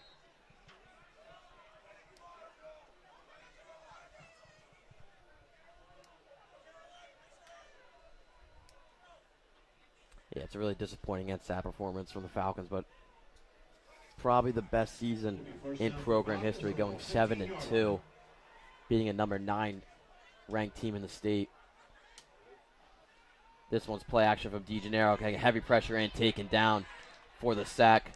And this is is second down and long now. This is just dominance by the Seton Hall's defensive front, which offensive line has definitely kept them in check, but there has still been a couple of crucial sacks. St. Joe's really outsized today in the trenches, and Pirates have just been taking that over easily.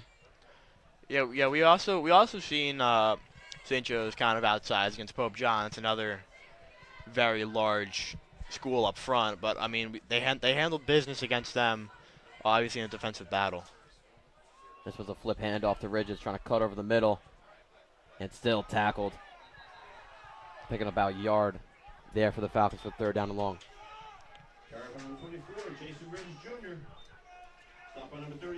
Yeah, everyone's kind of screaming it right now, but that did look like a horse collar tackle. I don't know about the no call there.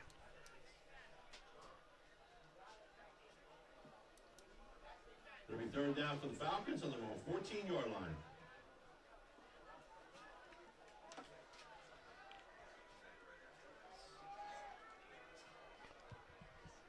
St. Joe's breaks the huddle. Now the shotgun pass Throwing it deep. Canizzo not seeing it. And will be out of bounds. Nearly picked. Pass is down to number 11. Adam Canizzo's incomplete. And again, another very ugly play. Potential pass interference called, not called. So they'll send out their punt team for a 4th down and very long.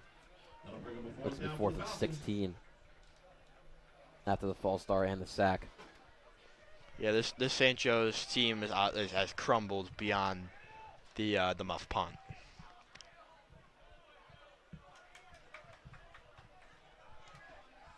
Coach Tracy arguing with the ref on the sideline currently, probably about that PI call. Rather no call against Adam Canizzo.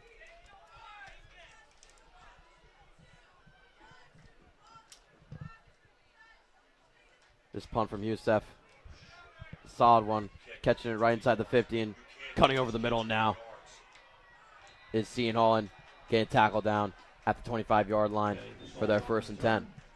Yeah, another thing, Jack. I mean, obviously, Tyler Youssef has been looking for clean transfer, clean operation.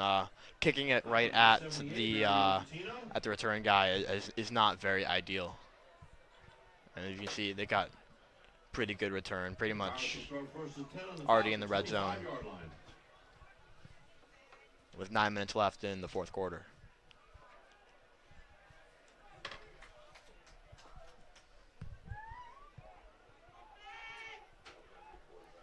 One halfback set. Mitro in the backfield for the Pirates, and he's running, picking up a 1st down and a lot more. Now inside the red zone, and looks like Elias Scott is down. bodies are flying for St. Joe's. Yeah, they're giving it their all. This is a very emotional game at this point. Could be, or will be, a lot of their last. Obviously, it's been a great year for St. Joe's, but this has not been pretty. Looks like he hurt his right arm, not really able to move it right now. Yeah, we see a lot of frustration. 11-yard line, 1st and 10. Going to be a run to Mitro. He's cutting out to the left. And a big tackle by Pappas, but still picking up a lot of yards. Now inside the 5. That play could have been a loss of 3. Another missed tackle in the backfield.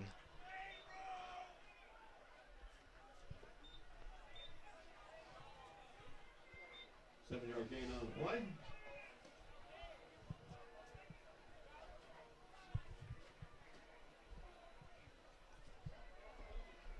So we're winding down on 8 minutes here at the Brenner.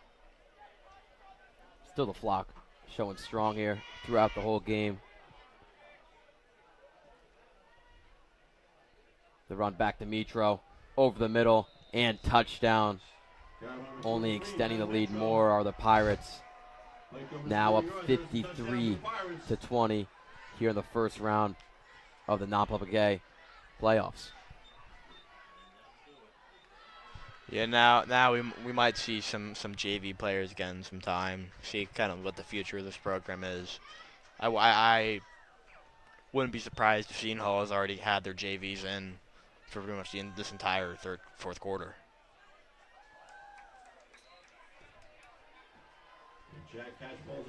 And that kick is good. 54-20 now. Seton Hall is up. We'll be right back with you with St. Joe's receiving the ball.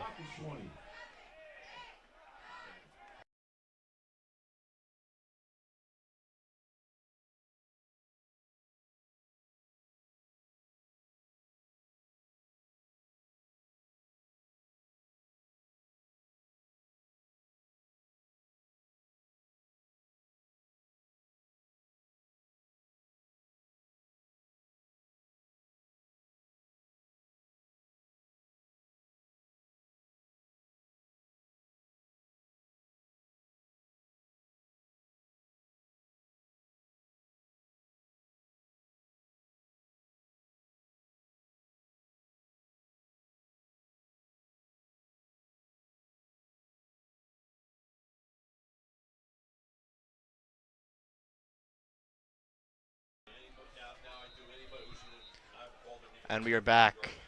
Seton Hall kicking it off. St. Joe's. Adam Canizzo gets the return. It's a decent return, about starting on the 20-yard line. And they're going to send the starters out. Canizzo on the return.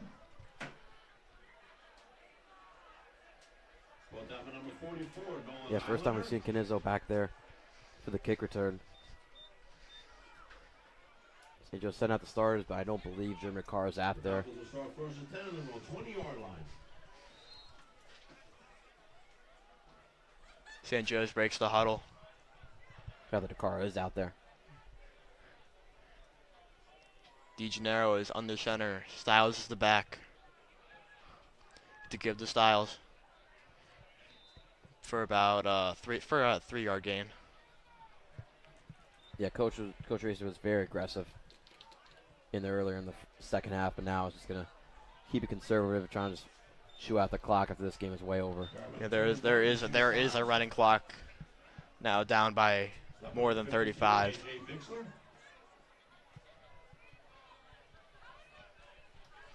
St. Joe's will line up again. Second and 6 for the Falcons on their own 24-yard line. DeGennaro on the center. Styles again in the back. DeCaro, the motion man. Another give to Styles.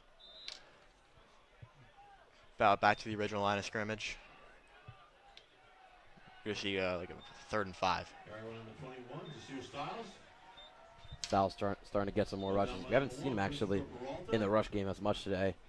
Last game against Pope John, it's 21 rushes for 89 yards. It looks like we're going to get a 3rd and short here.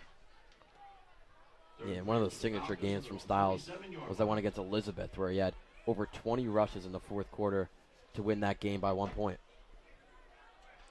Again, they go double tight. DeGennaro takes a snap to give the DeCaro, trying to turn upfield. It looks like they're going to give him the first down.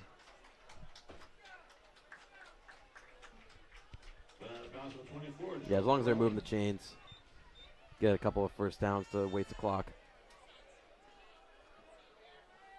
It really sucks to know that just these seniors right now on the offense and defense, it's their last couple snaps of their high school career.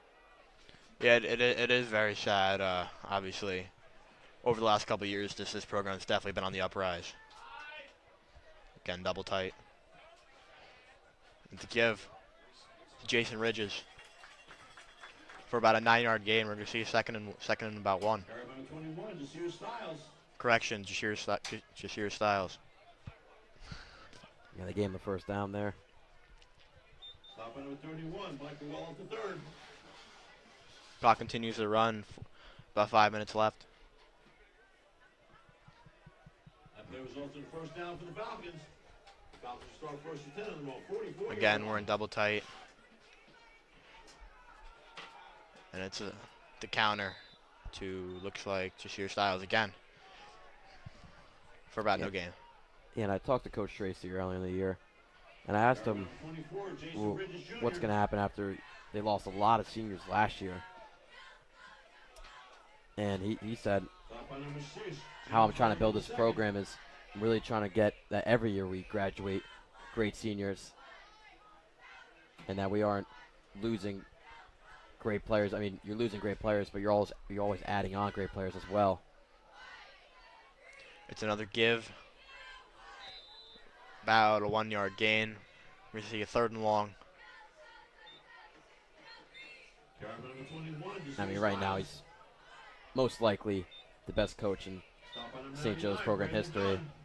Has only been around football since 2010, but has 2 sectional titles to his name, and right now leading him to their best season in program history. He's got to be up there for Falcons coaches.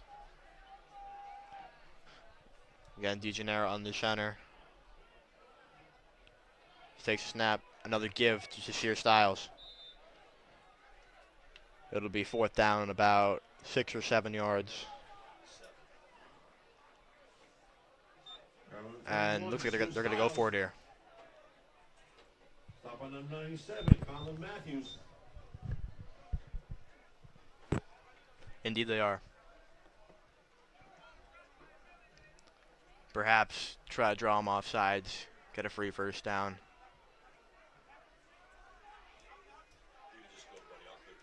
They run a play. Then outside handoff to DeCaro. He spins. And it's just short. Valiant effort there to try and get the first down. Had to break a lot of tackles to get that one, but Seton Hall will take over. Also number 29, Matthew Moran.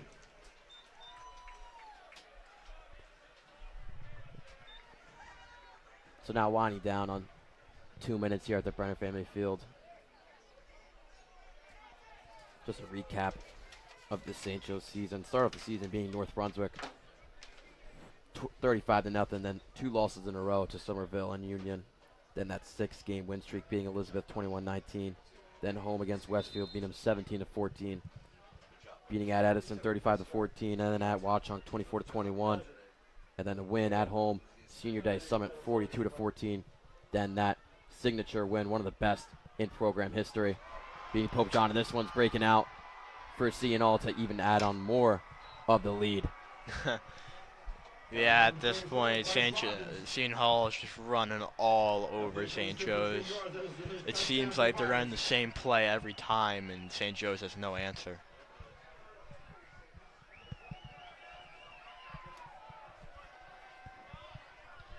And it's just, And it is silent over on the St. Joe side. it's really tough to see for the St. Joe's team. It's what a season it comes down to an end here in this type of fashion. They put in the extra point to make it 61-20. Seton Hall will be moving on to versus St. Joe's Montville next week.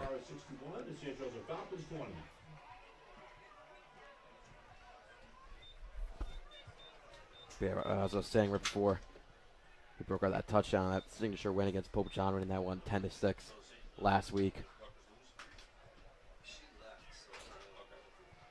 Yeah, it seems like last 2 years, St. Joe's has really had a signature win against Pope John. Obviously, this year a 10-6 defensive battle, number 6 team in the state, and last year just having like a magical come from behind from about 17-point deficit, and Jasir Styles getting the game-stealing interception. And both times they go into first round of state playoff. Last year was against Del Barton, and this year against Seton Hall, getting crushed. Yeah, this is St. Joe's first playoff game, home playoff game since 2019. That one in 2019 did get blown out by Paramus Catholic. So still the drought is leading on, makes it a 14-year drought of not winning a playoff game. But the future is bright for Coach Tracy and the Falcons. This one receiving by DeCaro. What happened there?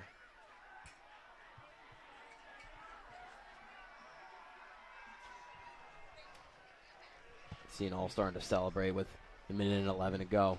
Clock winding down. Do we think Coach Tracy's going to kneel it out here? Yeah, I think Coach Tracy, he's taking off the headset. I think it's a smart man just to kneel it out. And what a football season here for us with St. Joe's Media. Of course, we'll have the winter season coming up with basketball, hockey, wrestling, and bowling all coming to you in late November. Expecting good seasons out of all those teams. And yeah, they're just going to kneel it out. But here in the fall season, football losing in the first round of playoffs, and same as soccer. But we're expecting a huge winter season from our Falcons. Seton Hall winning this one 61-20 here at the Brenner Family Field, moving on to versus St. Joe's Montville. But no doubt one of the best seasons from St. Joe's in program history, coached by Bill Tracy. That'll do it for us here at the Brenner. So for Brian Burke, Jocelyn Priali, Richard Zangara, and me, Jack Helmer, thanks for watching.